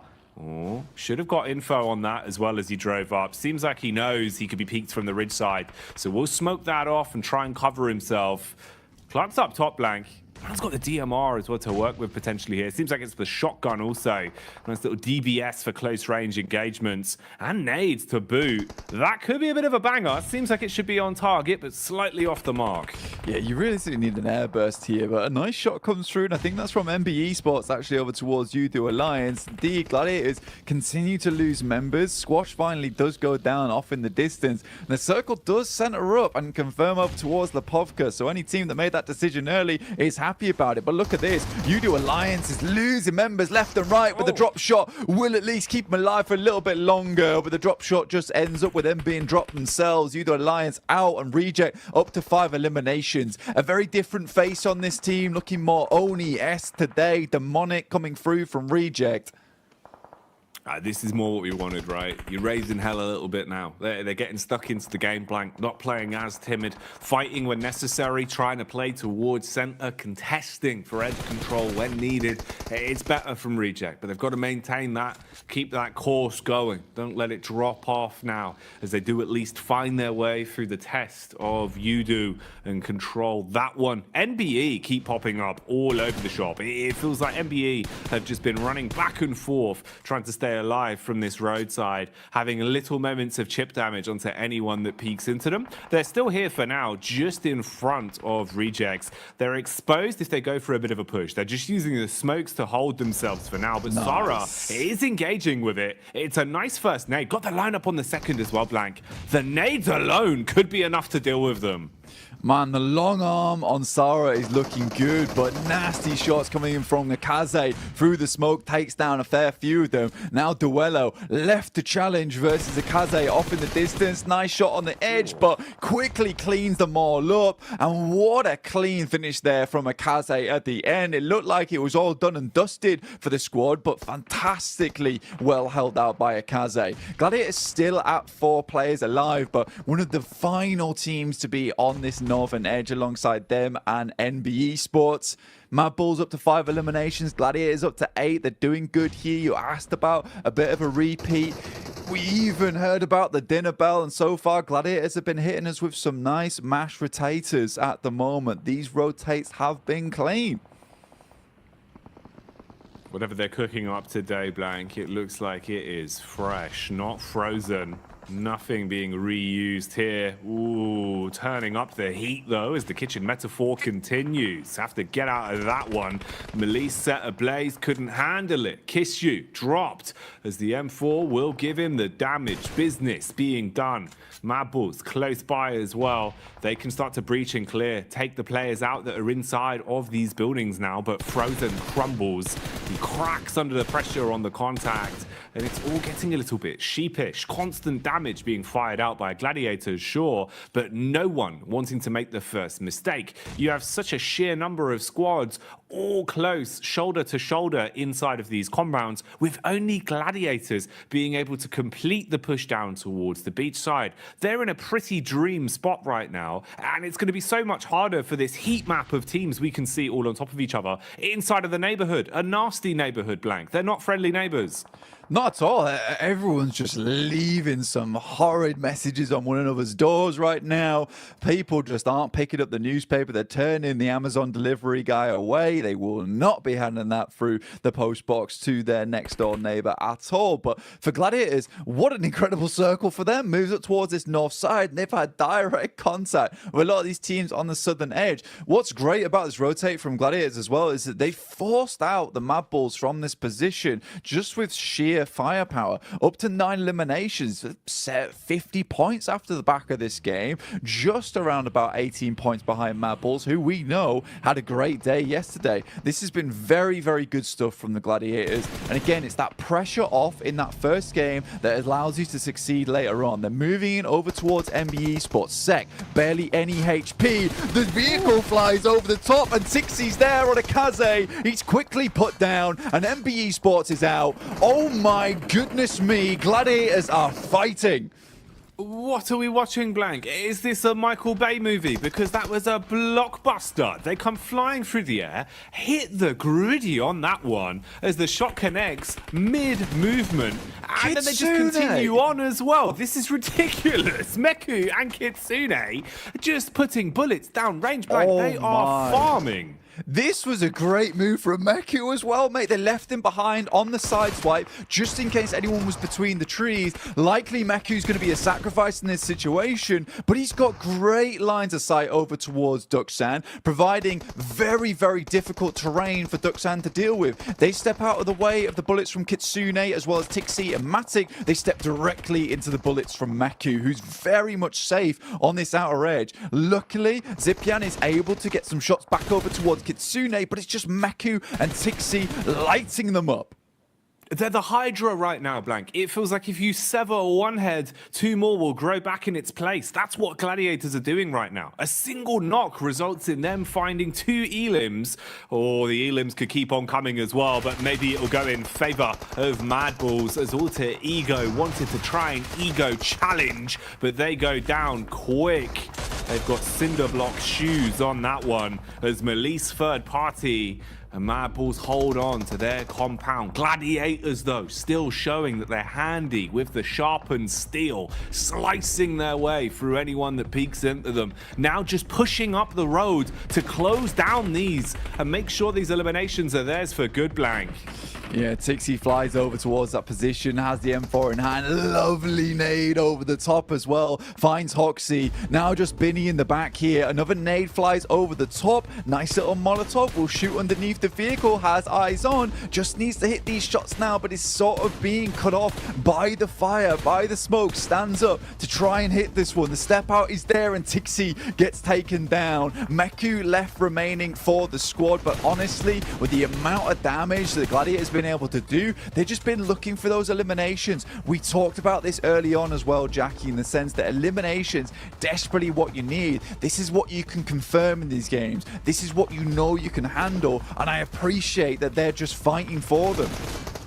Exactly, it's the one part that you can control just by playing aggressive, playing confidently, and guaranteeing those eliminations. And that's what they've done. They've played for the elims here. Now they can try and see what they can squeeze out in terms of placement, because the other teams are doing the infighting for them.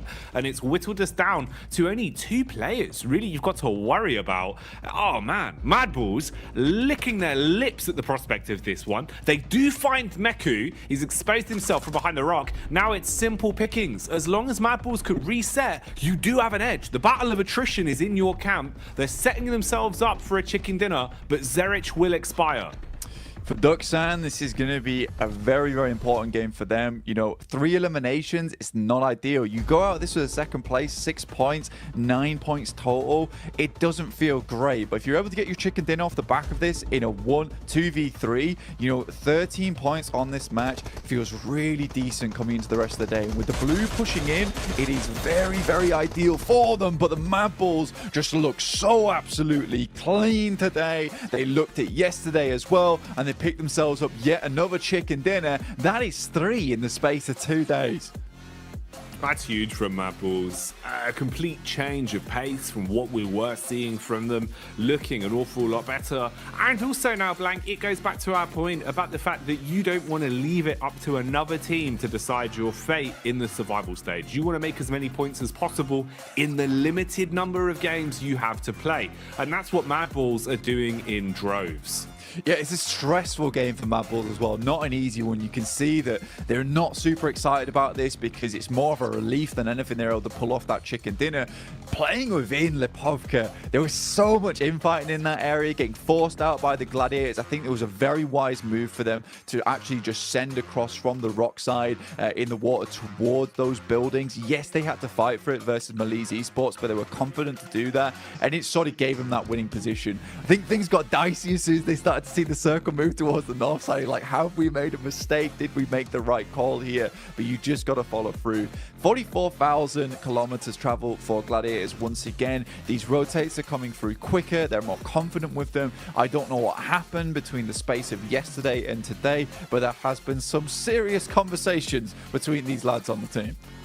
Something's happened, you know. I don't know if it happened at the hotel breakfast or where it was, but it seems like Gladiators have got their heads screwed back on, and they're playing some really nice PUBG Mobile today, Blank. You know, this is exactly what we wanted to see in terms of them giving us a good game, showing us they deserve the invite in the first place and that they're able to make some moves here. What more will be in store for us though, and can they keep it up? We'll find out. Let's get back to the desk with the #1 Gladiators fan. It's Jason Kaplan. Sorry, I think Jackie misspoke there. Mixspoke. That's the #1 Gladiator fan ever. But we have to say, it wouldn't be Gladiators if they didn't show up exactly when they needed to kind of advance on through in an event. And hey, you know, credit to them, another massive game for them in terms of eliminations, great positioning as well. They were able to crash an NBA Esports and kind of do the exact same thing, just the other way around from the prior match. But also Mad Bulls, man, like, there's so many things to talk about. You know what? We're not gonna talk. No, let's do it. Maxman talked about gladiators, and then we'll hop to what I have ready for Colaris. Okay, Jason McSpoke. But okay, gladiators. I didn't want to talk about them because I didn't want to curse them, Jason. Okay, that was the reason behind it. Now I see. Okay, but right now, gladiators of course playing the high ground position, able to leapfrog in the position that Mad Bulls left open after they regrouped from that 2-2 split was a really good spot. And also one thing I enjoyed Colaris from gladiators is they tried to go for that high ground on the road. They tried to fight Envest. They tried to also fight Duck Sandwich. Ended up not working out, but I think that if you're not in the city, you want to avoid a lot of that fight happening in Lipovka. Going for that high ground does give you a bit of an advantage. It didn't quite work out because Duck Sand had such a good angle, but I think that was going to be a game-winning play if they could survive until the later stage. Honestly, yeah, go on. No, you go on. I was going doolally in this game, if I'm honest, Jason. I was going crazy because how often do you see a basically close to Lipovka end like this? And for teams to try and manage their way through that, as you say, with Gladiators doing really well in terms of the eliminations and then going to the west for the rotate to try and make this work. Never mind, Mad Bulls winning off a 2-2 split across the rocks of north of Lipovka and in Lipovka. Where do you begin? There's so much to talk about. Well, obviously the smoke wall that Maxman brought up while we saw Mad Bulls able to transition with the PO smoke wall, as he coined it, to get through safely was something to be seen. But if we're talking about how teams got into Lipovka, let's also mention Alter Ego, Colaris. Oh. Do it! Come on. What are they doing? All right. You got really close to the mic there. I got really close to the mic. They're the Lipovka dropping team. Where were they? They moved west, right? They lost one to heaven as they were walking through to heaven, which is ridiculous. And then they moved north, and then they have to swim all the way back to Lipovka. They are lost at present. They are taking, I said it before this game, constantly taking risks here in PUBG Mobile. They're playing a very risky style. They've got splits. They're walking where they shouldn't be, going where they shouldn't be. And eventually, yes, they salvaged this, but only because teams that had track of them swimming probably was Pasija, but they got kind of rocked up on Gladiators and kind of lost in the mix. So they were allowed to come back up on the shore of Lipovka. Am I taking crazy pills? Anyway, yeah, lost him. I'm done. Well, not to mention, you also pointed out, too, when we were watching, that Gladiators is probably the only team that could see them rock up on the beach, but they were about at that 400-meter distance mark away, so potentially not seeing them. Obviously, Melise was in Lipovka, potentially not looking towards them, and we even saw Kissu like, wait, what are you guys doing in that building? How did you guys even get here? Yeah. He's going mad. I've never seen him like this. Melise was like, who is he? What's going on next door? And suddenly, they were just... Anyway, I'm done. You know what? You know what, Colaris? You need to cool down by playing some of the Frost Festival currently going on within PUBG Mobile. You can revel in the exhilaration of gliding down the slopes in a snowboard and using snow mounts like Maxman talked about yesterday, potentially turning people into snowmen as well. Make sure you guys load up PUBG Mobile, download the new update, and participate and play. Because also while you're playing, we do have the 2023 Popularity Annual Gala happening with PUBG Mobile introducing a brand new competition, exclusive honorable rewards for you guys at home to participate and win. It's all kicking off between November 15th and December 15th, so make sure you guys are getting into the game and potentially able to win some rewards you can show off to your friends. Also, while you're playing in this one, don't forget about the Pagani collaboration happening within PUBG Mobile as well. You can rev the engine with the iconic Pagani Amola and Zonda R models, which I believe. Colaris, are you ready to be salesman yet again? Tell us the 740 brake horsepower. You got a V12 engine as well as 710 Newton meters of torque, Jason. It's a car for you, but it's very expensive in real life.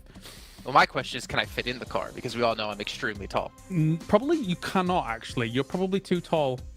Okay, well, that's a shame. Maybe we can get special order one and make one for me. And also, last but not least, before we head to a break here, the new RP-A4 Victory Dance, which is available now. You guys can show off your victories with the PMGC vibe, and also use your Victory Dance to cheer for your favorite PUBG Mobile team. And we all know who people are voting for. Max is all aboard the Gladiator train, but we have to wait till that train takes off after the side of a short break.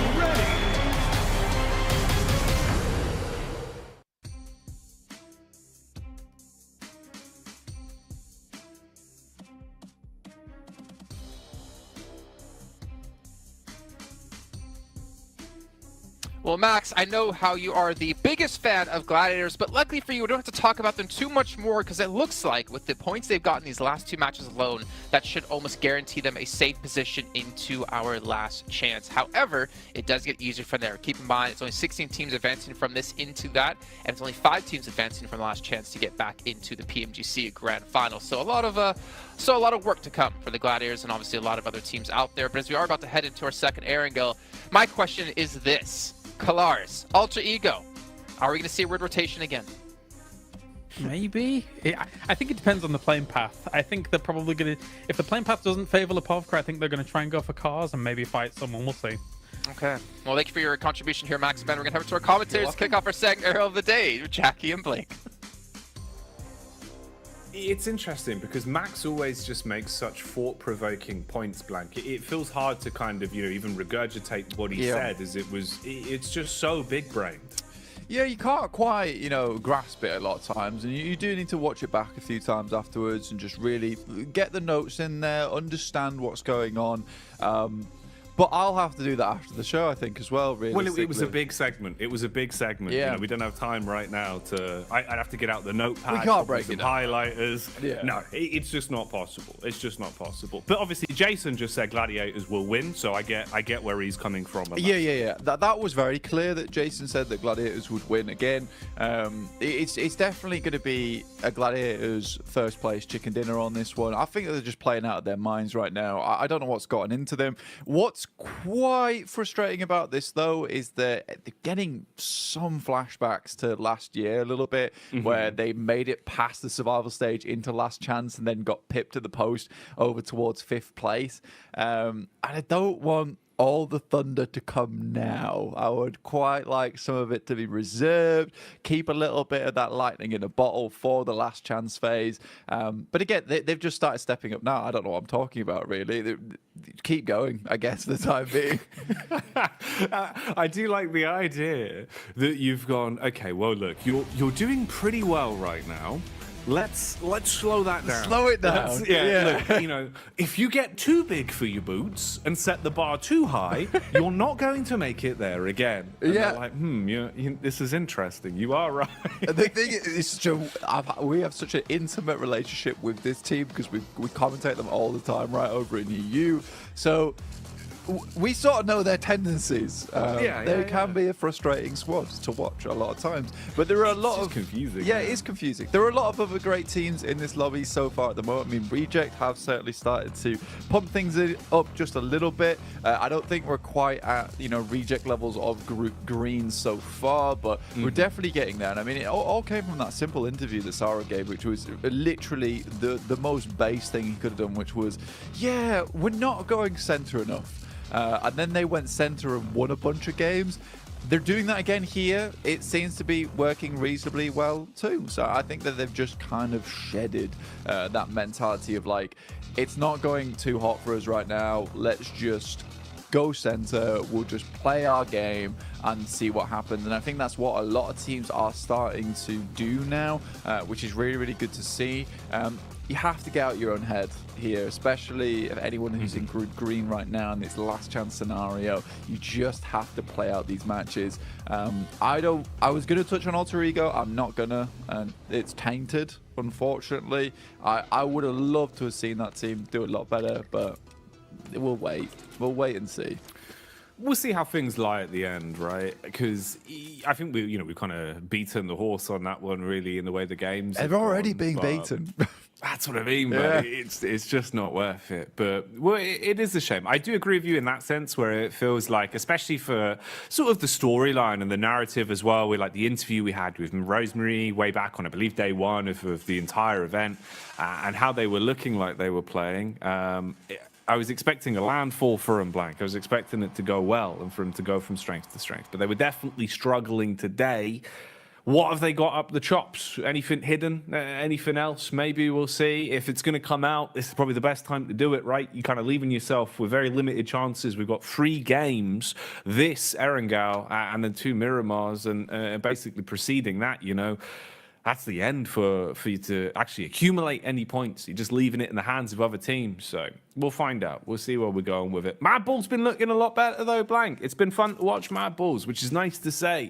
Even if they don't look exactly ecstatic every time we see him on camera. Tulicker, honestly, didn't look too pleased with his win, but I think that was mostly just like stress and relief of going, okay, we needed it. At least we have a win. Yeah. You know, if they can just keep that up, that's probably the ideal scenario. But they need to drop that stress. They did seem a bit on edge. Yeah, come on, we need to get the team masseuse in, right? You know, massage those worries away, because right now I do think they should be a little bit more elated than they actually are. I know that sounds crazy. I have just said in a different manner, be happier, which isn't always as easy as it sounds a lot of times, as we know. And I think for Mad Bulls, realistically, they're doing really well. And I think they should be proud of themselves so far. I think they also understand that they need to keep a little bit of lightning in the bottle saved away for that last chance phase. Right now, I think they should be very pleased with where they've placed. They're currently in first. Obviously, Influence Rage still has another day to play. And I think, all things considered, by the end of it, Influence Rage will be on top in terms of the standings. But Mad Bulls certainly done more than enough to secure their position at this point. The rest of these games now, for them, it should just be study, right? Maintain this kind of play style, maintain this kind of pressure on the rest of the squads, because more than likely you are going to have to play against quite a few of these teams again in the last chance. So the more they can stake their claim on positions around the map, the more they can stake their claim on these rotations and be a team that some of these other squads may be a little bit scared to run into. You do have that small advantage in the last chance where you have that kind of don't mess with me factor. Don't mess with me. God, like a late night walk home, Blank. And you're like, well, I do not want to mess with that man. I mean, that's a good vibe to give off, you know. It definitely would increase your protection a bit. It is true, yeah. I mean, I just say it to myself as I'm walking down the street sometimes. That's how it works. Don't mess with me. Don't mess with me. People are like, the idea Daddy, that guy's talking to himself. That's what I mean. Just muttering under your breath. Don't mess with me, mate. Don't mess with me. Yeah. People just walking by. Excuse me, sir. Do you need help? Don't mess with me. Don't mess with All me. right. Yeah, it's less that I'm giving off hard man vibes and more that I'm giving off that I need to be in an asylum vibes. Which isn't ideal, but it seems to work. Hey, look, to each their own, Blank. You know, unorthodox strategies do seem to work best. If your enemy can't prepare for it, you know, how can you? I suppose. Yeah. In some way, that's a sentence. He's done a 720 kickflip roundhouse. Oh my lord! Didn't see that coming. The standard is a 360. This is wild. Look at the man doing ollies in the car. That's illegal. But right, put the skateboards down. Yeah. Bloody hell. We need to get back in the game here, and some of these teams definitely need to get a rolling. Certainly towards that bottom side of the lobby, we're looking at N-Hyper, Udo Alliance. Nigma Galaxy sort of are disappointing us so far, I would say. And I mean, they're on our screens right now. Regiocio will take down Lord from Nigma Galaxy. And again, they keep just hemorrhaging members, I would say, on their rotates. You know what? I didn't actually get to talk about this last game, but I will talk about it now, is that some of their rotates feel extremely greedy. I think that last match, most of the teams on that south side realized that, look, if we're on the edge already, I mean, they were rotating in from, what was it, Milta. They were battling out versus Inco early on. I think in that case, you just have to slow push your way in towards the circle. You're potentially not going to get a high placing off the back of this, but they could have easily taken up where Duxan was playing. Remember, Duxan got themselves a second place. Decent, good stuff.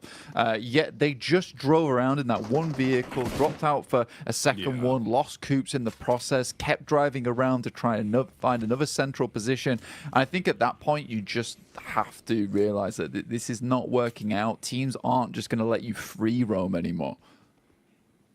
No, it did feel like one of those where, you know, you're kind of thinking, you've thrown that away a little bit. You know, you did have a Well, a potential to try and see what you could actually get out of the game, whereas instead, I agree with you, the rotation was a little bit careless, and potentially even just the idea to jump out at that point. You know you're only going to delay yourself even more in terms of like the start-up time for the vehicle to actually get away, right? And it just meant they went from a 4, sure, stuck in a very small camper van, to a 3, still sharing just the one small camper van. Wasn't ideal. A couple of pot shots been going out here, though. We've seen a little bit of damage coming across. Mad Balls have suffered 1 knock as well, so at least they're seeing what they can do to patch up the situation. Here's one for you as well, Blank. When we saw that first knock, it was Raging OCO in the car, and he bonneted someone. Call that Road Rage OCO. Oh, yes. I like that. Yeah, go on. We love to see it. He was doing an ollie in the car over his head. It was good stuff. We enjoyed it. We love to see it. For Reject, not quite towards the centre right now, but a single elimination, that'll do the trick. They'll be happy, pleased with that one. DX Xavier also pretty pleased. Their position up towards Severny, right? You know, they don't drop Pachinki, but they get themselves a fairly good position to work their way out from. They've got a lot of positions they're currently holding on to. Now, DX Xavier, typical rotational path up towards this northeast side. So for them, again, we'll be going for something like that. Gladiators are just cutting straight through them, though. A bit of a dangerous push, I would say. I mean, you still have Tixie and Matic on the backside here with Kitsune and Meku going for this scout early on. You can see them starting to get a little bit squeezed here by the hydraulic press of teams, and the rest of the squad just is nowhere near to support. This is a greedy rotate, and I think for anyone in this location, I would be trying to spot out some of these stragglers, trying to take pot shots towards them as they move through. Again, Ralph out of the vehicle, taken down by Nasa.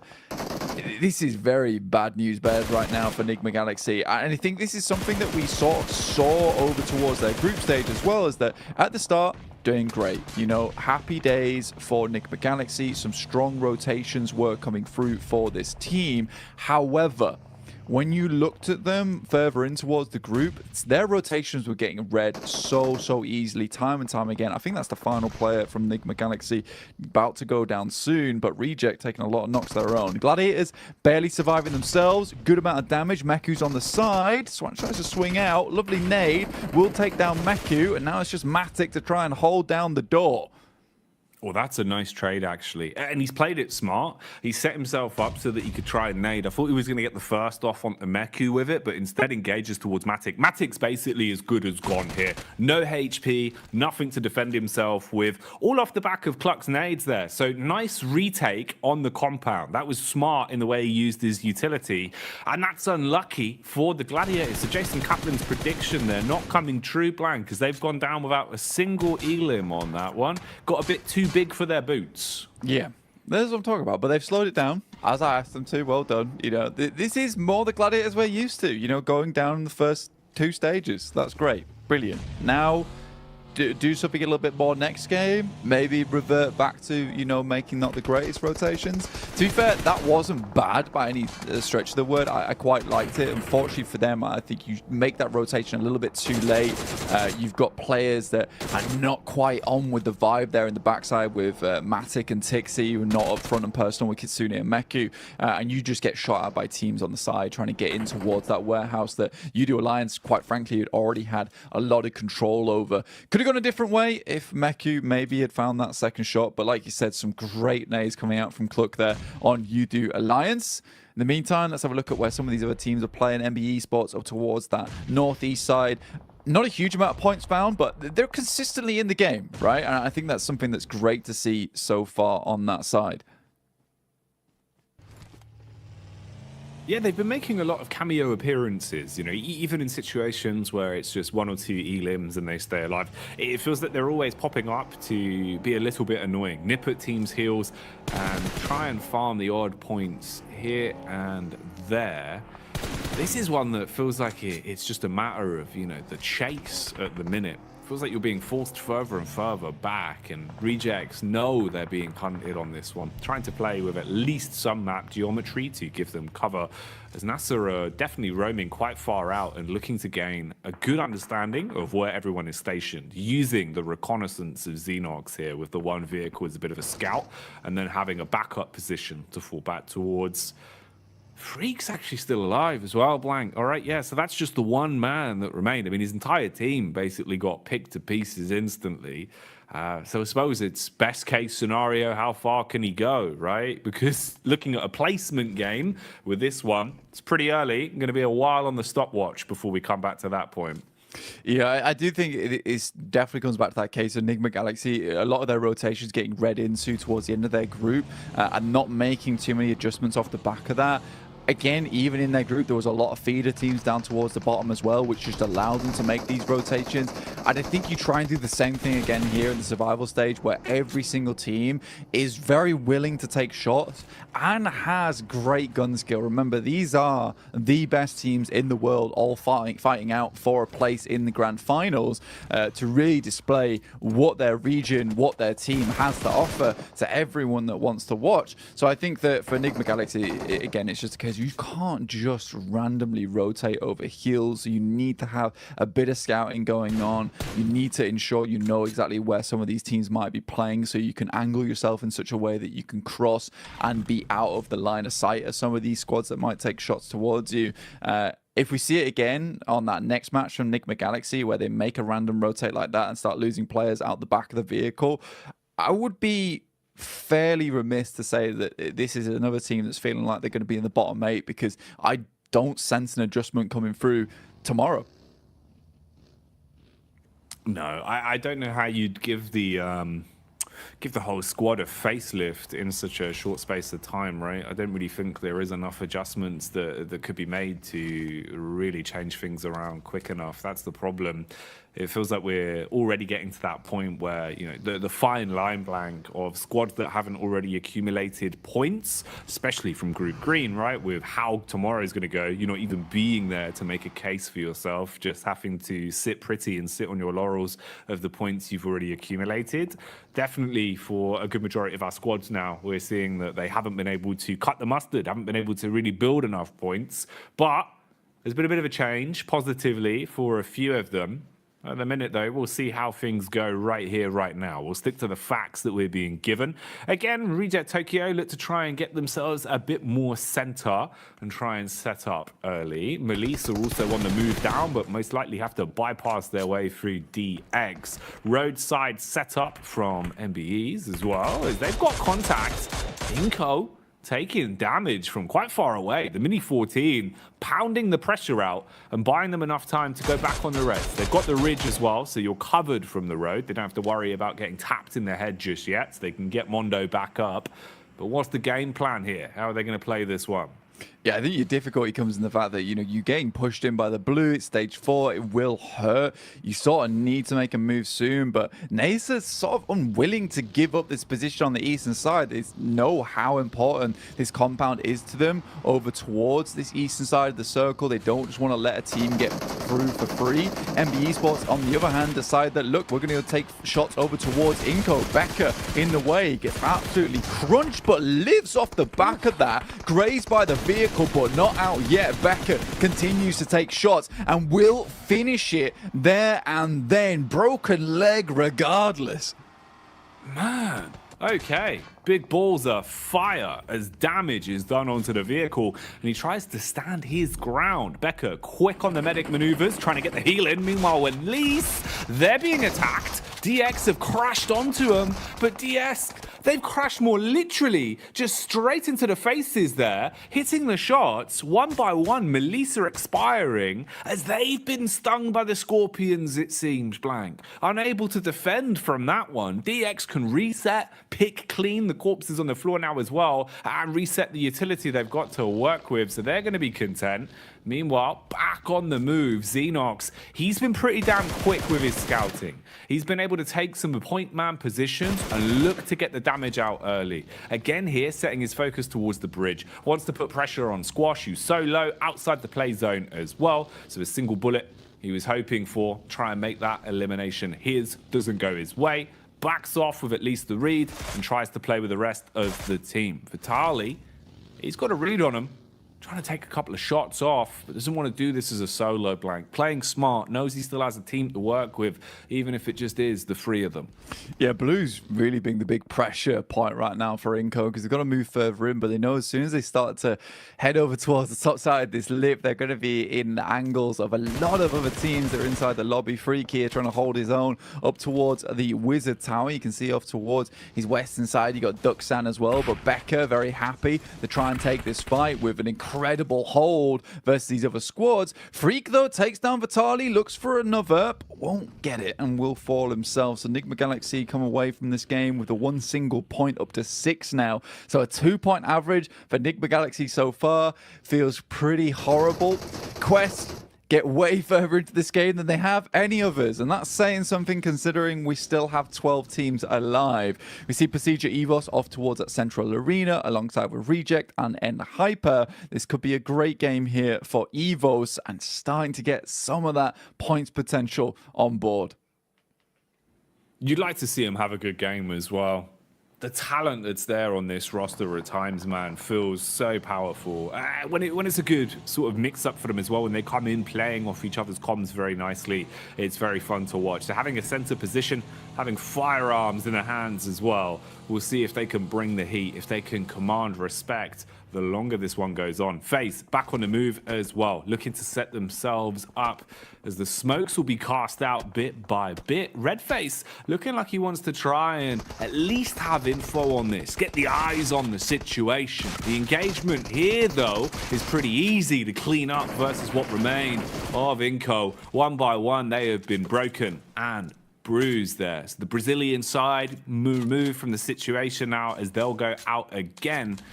That's unlucky in the end there. Inco, of course, fought hard to even make it here, Blank, and they are getting a little bit bullied. Similar sort of things have been happening to Alter Ego. Again, pressure applied on them. Fnatic from the side at least assists where possible, but he's got to scurry off, got to reset on this one now. Yeah, it's good potential here for them to hold out DX Xavier, right? But at the moment, it's not looking too good. Holds on the spray from quite a while, but at least does find the shots over towards Lamborghini, laying him low. Outside the circle will delay them a lot, making this very uncomfortable for the squad of DX Xavier to make it in.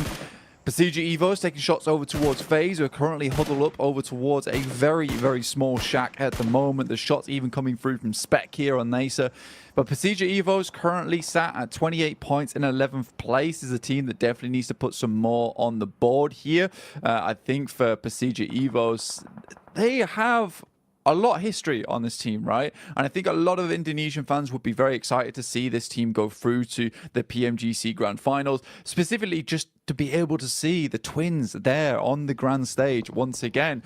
But 28 points, that won't cut the bacon just yet. They need a little bit more on board, and with this very central position they currently hold on to, this is a fantastic game to rack up some big elimination points, to rack up themselves a good amount of placement points too. You know, this should be a second, third, first place game guaranteed. It needs to be. It needs to come to fruition in that manner. Setting themselves up nicely on this one. So can they coax it out? Can they force a big point scorer from this one? And what's going to happen here in the close quarters engagement with so many teams shoulder to shoulder, all pushing further down? As soon as that zone starts nipping at their heels as well, it will cause problems. Isn't much breathing room, so you've got to fight for what you want. Pushing in now on Reject, looking to try and swoop in and steal the compound from underneath them. The nade will aggress first. Julo ready with the shotty as well, firing off buckshot from the DBS. Meanwhile, the building is burning. Lufa waits up close. Ooh, didn't even see that one, Blank. Swings round the corner, hits him, takes him off his legs. Hello. Genocio turns for the back door as well. Read this fight well, Blank, but he's been peeked from the window, takes half HP off him. Just waiting now on the off angle. Tries to back nade whilst his teammates are fighting tooth and nail. Nade's going down. Who else wants a piece of this fight? What is this? There's 3 teams on the same compound. Regioso sends out the side into the vehicle to get himself some better angles. He's fighting for his life at this point in time. Spec moves in. Hoxie's half HP and Regioso's out on the edge. Surely he spots Junie, but he doesn't inside the smoke. And now Duckshan have another battle to get through. Need to get more players back up on their feet, but they're falling so quickly. Just Hoxie and Junie left alive. Junie, a veteran of these high-scale tournaments, but Nasa move in at the best opportune time. Will pick themselves up 9 eliminations off the back of this bad boy. Two players left alive, but on the southern edge, this is pretty decent stuff. Damn, that was an intense fight. That one was a lot easier. That's a slay down there, as we see both of Alter Ego's last remaining members quickly packed up and swept away. Beautiful fight though in the compound, man. Even in the way that Tokyo tried to play it with Rejects bouncing back and forth, right? We saw OCO, smart heads-up plays at least. Even though they go down in the fight, you could see the gun skill, the mechanics there were out in full force. Nice intense compound crash though leads us into the rest of the game as FaZe again continue applying pressure. Chow's been overwhelmed, gets bitten to pieces. As actually Evos are able to steal away the final tag onto that. So getting the extra elim for their troubles. Parajin though will be put down in the ground as he's picked off by FaZe. Now starting to make their move into the center, getting themselves closer and closer and just trying to play off whatever geometry will actually provide some sort of protection for them. And Torres, suspicious about the smokes as well, knows that there could be someone lurking, waiting to peek. And he's got contact on Star. Quick flick there, hits the head blank and shuts the man down. Yeah, very nice little shot there and pick up from FaZe. This is a really difficult area of the map to play, honestly. You see a lot of teams play this one out. You realistically just have the tower here. There's a slight dip as we head down. It's almost unnoticeable, but it does give FaZe a significant advantage, in which case they can take shots over towards DXavier. The difficulty is the fact that so much of the western side of the circle is still in play here, that Pasija Evos have a massive advantage. Despite that, FaZe is not letting that up. And it's so surprising we're not seeing Pasija Evos take a little quick peek over towards this eastern side. See if they can pick themselves up some more eliminations. Right now, they're currently running on 12, placement points 16 elims. This is a game where you want to pump those elims up, even if it means you get yourself a second place. But I can see why they wouldn't want to give up the gas station here. But maybe just letting one player out on the loose, you know, sending to the side, find a quick pot shot over towards FaZe, because currently it's a 4-player team. They have a chance to try and take down Pasija Evos in the endgame.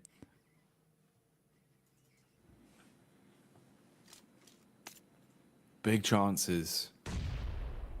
Definitely there it is. Open opportunity for this one to swing into the favor of Evos now, though. Nice first tag down the hill. Connection across, DX suffering from it as Luxy will be able to spray his way in. Gets the tap off that we needed to see. So the compound control still firmly in their favor, and they're starting to clear out the players that were edging closer towards them. FaZe, meanwhile, still down towards the ridge side. Mormon and Malaya playing together as they start to make their move up, close on in. You've got a couple of angles of connection here as well. Spec being one of them as he's firing off the warning shots. And then, for Udo Alliance, there's actually a bit of a chance here to just be a fawn in the side. If you're not cleared, you're so far back down towards the ridge. As FaZe come pushing up, you could try and get stuck into it, especially if the timing works for the push down from Spec and they draw his attention. Lots of small nuances on this one, but the big focal point is just the fact that Evos are in a great position to try and command the game. Ooh, rough recovery mission there.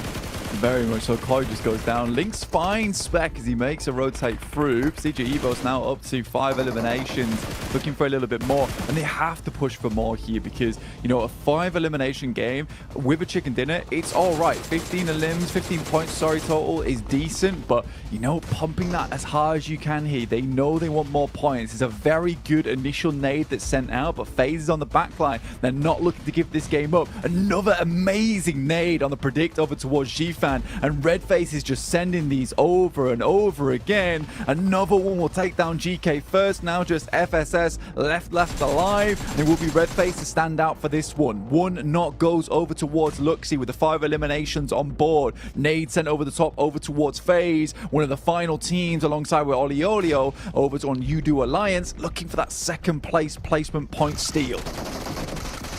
Evos, this is where you've just got to shut things down, close it out, don't let mistakes start to get out of hand. FaZe fighting tooth and nail though, bombarding down onto Misery, who's forced to hit the decks, the belly down to the ground, drops himself into the vehicle and tries to drive out of there, keep himself safe, susceptible to the shots though, but goes for the getaway. If we can see the res, FaZe will at least have a fair fight in the 2v2 in terms of the players that are currently up, but Evos are going for their recovery as well. They want to grab Link, have some additional numbers in this battle to play with. Quick pop heal as well. Nice peek up. Beautiful damage done with the AR. Switches to the DBS and wants to go full frontal blank. He's getting in their faces. What is going on? Already we see another knock come through with the DBS. Misery left alive and he's taking damage here and there, able to clutch it out. But Udo Alliance, they're still in the wings here, Jackie.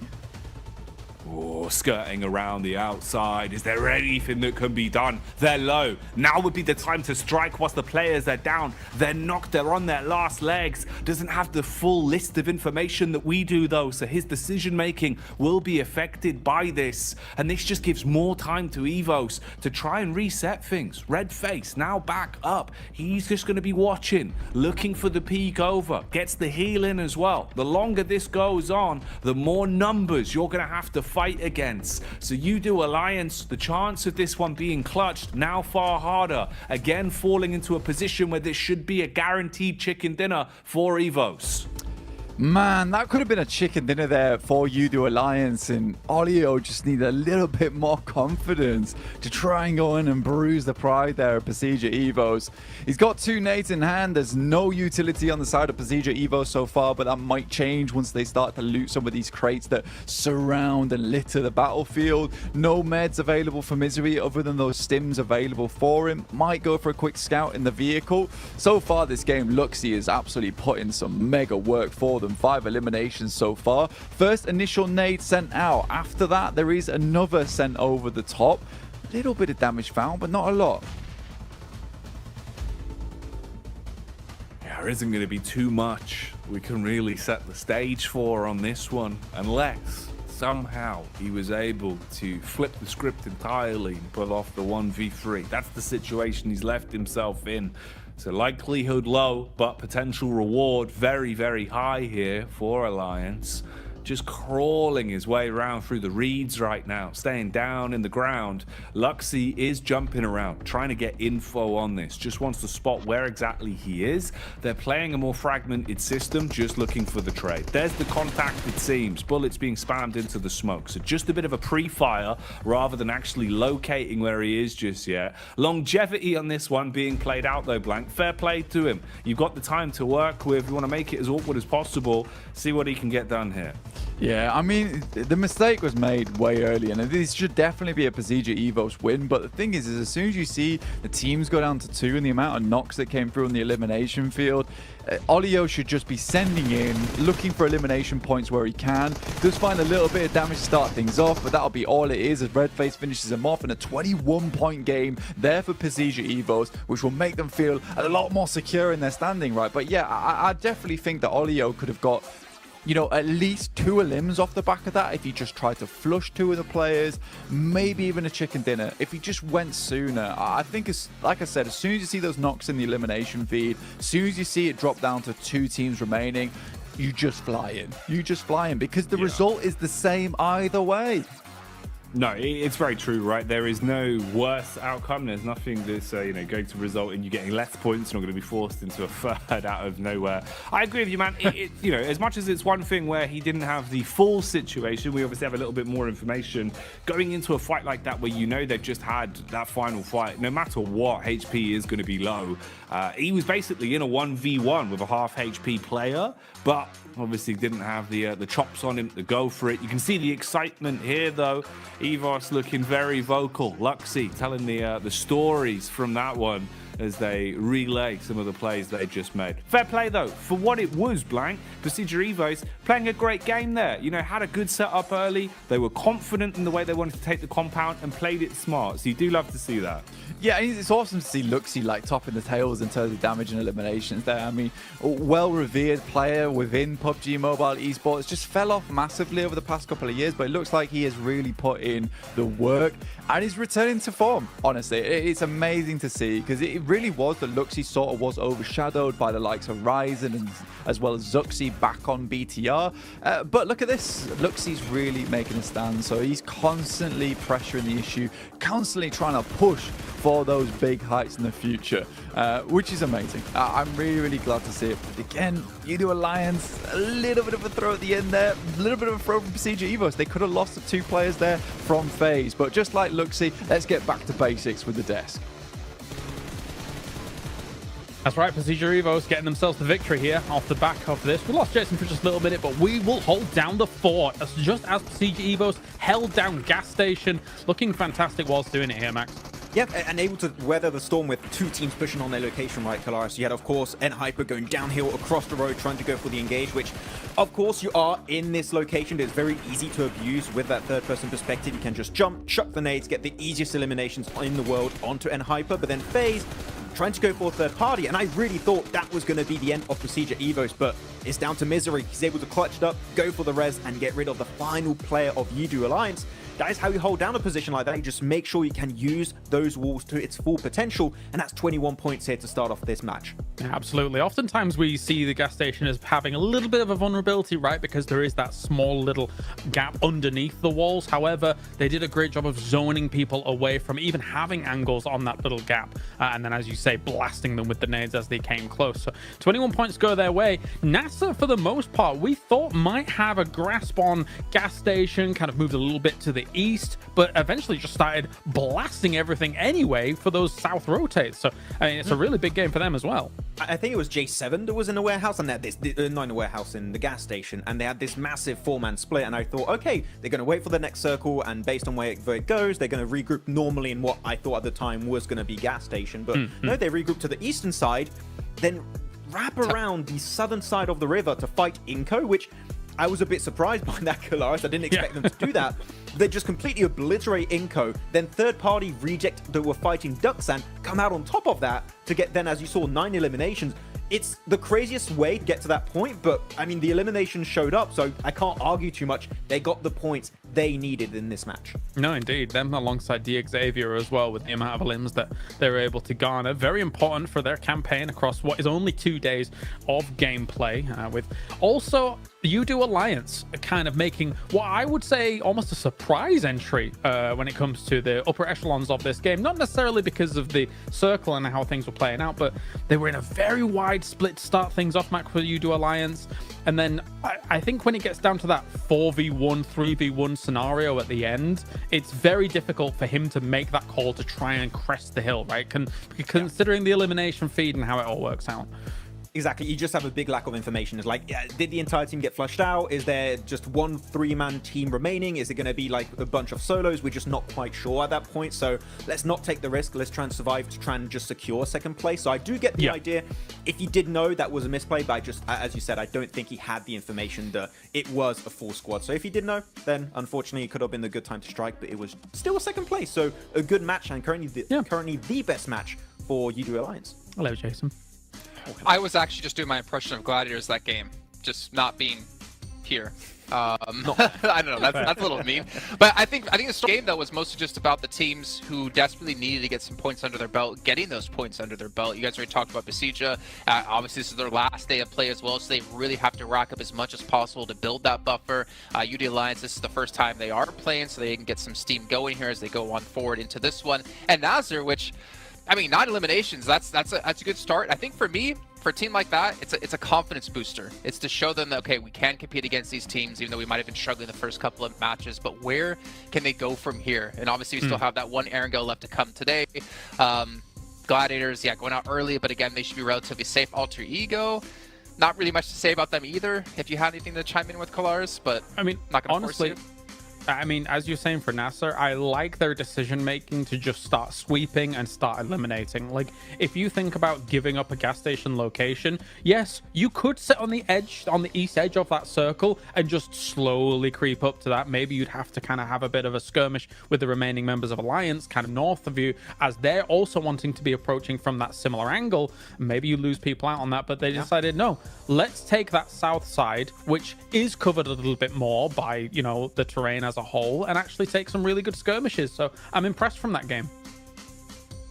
I agree. Well, we'll see if they can maintain any sort of momentum though going into the next match here. Let's throw it back to our casters, to Jack Gimbley. Thanks, Jason. I know, man. It's a treat, Blank, right? With the way that the games have been going so far today, they just keep delivering. We keep getting some real moments of excitement. So honestly, I'm just kind of living for it, man. This is a good time to be enjoying the survival stage from a safe position, anyway, right? If we're in the games, different story. But watching them, I'm having a field day. Absolutely. I love that. You know, Jason is so excited that he went slow-mo for that throw. That was amazing. Beautiful stuff. We got the hands up. Everyone wants to speak to the teacher, apparently. Tulika doesn't know what's going on. That's fine. Zerich is slamming down. What a weird scenario that was. Okay. I do feel, yeah, it's like 2 boys in the back, like, we're just here. Zerich and Tulika are doing everything. Zerich is like, another rotation gone wrong again. But to be fair to the Mad Bulls, I think honestly Tulika probably is a little bit stressed because he has done so much work for them. I think he's really, really doing well for the team, and they should be very, very pleased with his results because I think he's come a long, long way in the year he's been playing with the Mad Bulls. It used to be a case that he was a bit of a loose cannon on the team, always going a little bit too far away from them, but he plays much more as a good teammate now. Supporting Zerich and being a great frontliner without getting too aggressive. So I've been very, very excited to see the development coming through from Tulika in particular. He's looking good, man. He really is. And I think, you know, it's interesting because this entire Mad Bulls roster can definitely deliver at times. And we've always kind of set that precedent that they are very exciting to watch. They are very explosive. It just wasn't super consistent, was I think the problem with it. Whereas now, at least into survival stage, it kind of seems like something has clicked and they've realized, you know, we really need to make sure that we're the ones making our own future for ourselves. So we're free chicken dinners already under the belt, which by and large, you know, that's no easy feat. They've definitely had to put the work in. That's over the space of the 2 days as well. And we're only really, you know, a handful of games in today. We still have this last Erangel and then 2 Miramars as well. So anything else Mad Bulls can find on the day, they're going to be happy with. We'll see, though, as we are getting back into it. Third and final Erangel then. So any chance for some last-minute shenanigans, we'll see if they'll be coming out. Yeah, I mean, for some of these teams, you might want to go for a hot drop potentially. It's the last map of the day, so it's one where you could pull out some secret sauce moves on the Erangel match, especially with Group Green, this being their final match of Erangel they will be playing, so they could surprise some of these teams. Maybe. We'll see what happens if they just keep it basic, though. I think a lot of these teams are kind of really leaning into consistency more than anything at this point in time, realizing that, look, it's not easy to pick up these points, and I think for us, it's just a better idea that we just keep things going the way they want it to. But Zerich actually drops over towards Nasa, but I think this is more of a case of this playing path causing this more than anything. But this is going to be difficult, particularly with the fact that a lot of the Mad Bulls are not in close contention. Luckily, they've got 2 shotguns, which are going to be extremely useful in this close range combat that they're going to get themselves into very shortly. It looks so terrifying watching a man in a raincoat with a blade just crouching around the corner, Blank. It's very horror movie-esque, but it's not October anymore. It's November, so we're getting closer towards the Christmassy season. I imagine we'll see some gifts being given out inside of the compound, most likely being bullets, though, with those shotguns. Seems like the phones are going down, and there probably has been a technical issue, so we're going to need a rehost on this bad boy. So cut short. Not going to be seeing any shenanigans on this one. We'll relive it, get things sorted, and then get people back in for another test on the old Erangel. I do like that, you know, it sort of felt like Mad Bulls stopped that match. They were like, we're in a horrible situation, guys. Can we just get a rehost? Come on, man. We shut it down. Yeah, we just shut it down. I mean, I think most teams, considering how quickly we got that rematch as well, down, slam of the desk, considering how quickly we got that rematch going through as well, most teams would be pretty pleased with how that one worked out, considering how horrible that playing path was, right? Not easy to work through with. Yeah. No, exactly. Honestly, unless we roll the dice and end up getting a critical fail again, right? It should be better. It should be better than that for most of the squads in terms of easy routes to your common drop spots. So hopefully won't be all doom and gloom for them, and shouldn't take too long to get things sorted out and straight back in. Nice seeing some of our players on screen as well today, Blank. You know, there's not been a lot of time with the player cams today, and it does give us a bit more of an insight into how some of the teams are looking. That sort of human element. Oh, hello, I say human. We've got man them Sith Lord over here. I know. Maku just in the dark right now. Look at him. Yeah, very spooky. I have the power to win any chicken dinner, no matter the length of time in the survival stage. Oh, dear me. Unlimited points on the last day. That's what they need. That's what they need at the end of the day. I mean, realistically, we need to start getting some of these points going. And if you need to become the Sith Lord, you need to start shooting out some bolts of lightning from your fingers to get it done. All respect to Maku, realistically. Hey, I'll give it to him, man. It's a good look, honestly. It's a good look. This is nice, though. I have missed this. You know, even seeing Quest on screen, man. You know, Al Haji, the man is just so emotive as well. Kind of wears his heart on his sleeve a little bit, so it's nice sort of getting a glimpse with the camp of Quest, seeing how they're looking. Obviously, rough day for them. Rough span of days, really, but still looking like at least the mental fortitude is there. A little bit of frustration, maybe bubbling to a boil, but that could be used to their edge. The FaZe cam now on screens as well, and damn, we got the stats to back it up as well. FaZe not actually having a bad day of it, to be honest, Blank. Yeah, I think for FaZe, it's been pretty decent. I think we got the dance moves from Mela earlier on, and now we're coming back for some more. Oh, okay. I thought I was going in a different direction. We got the love heart instead. That's great. Thank you very much.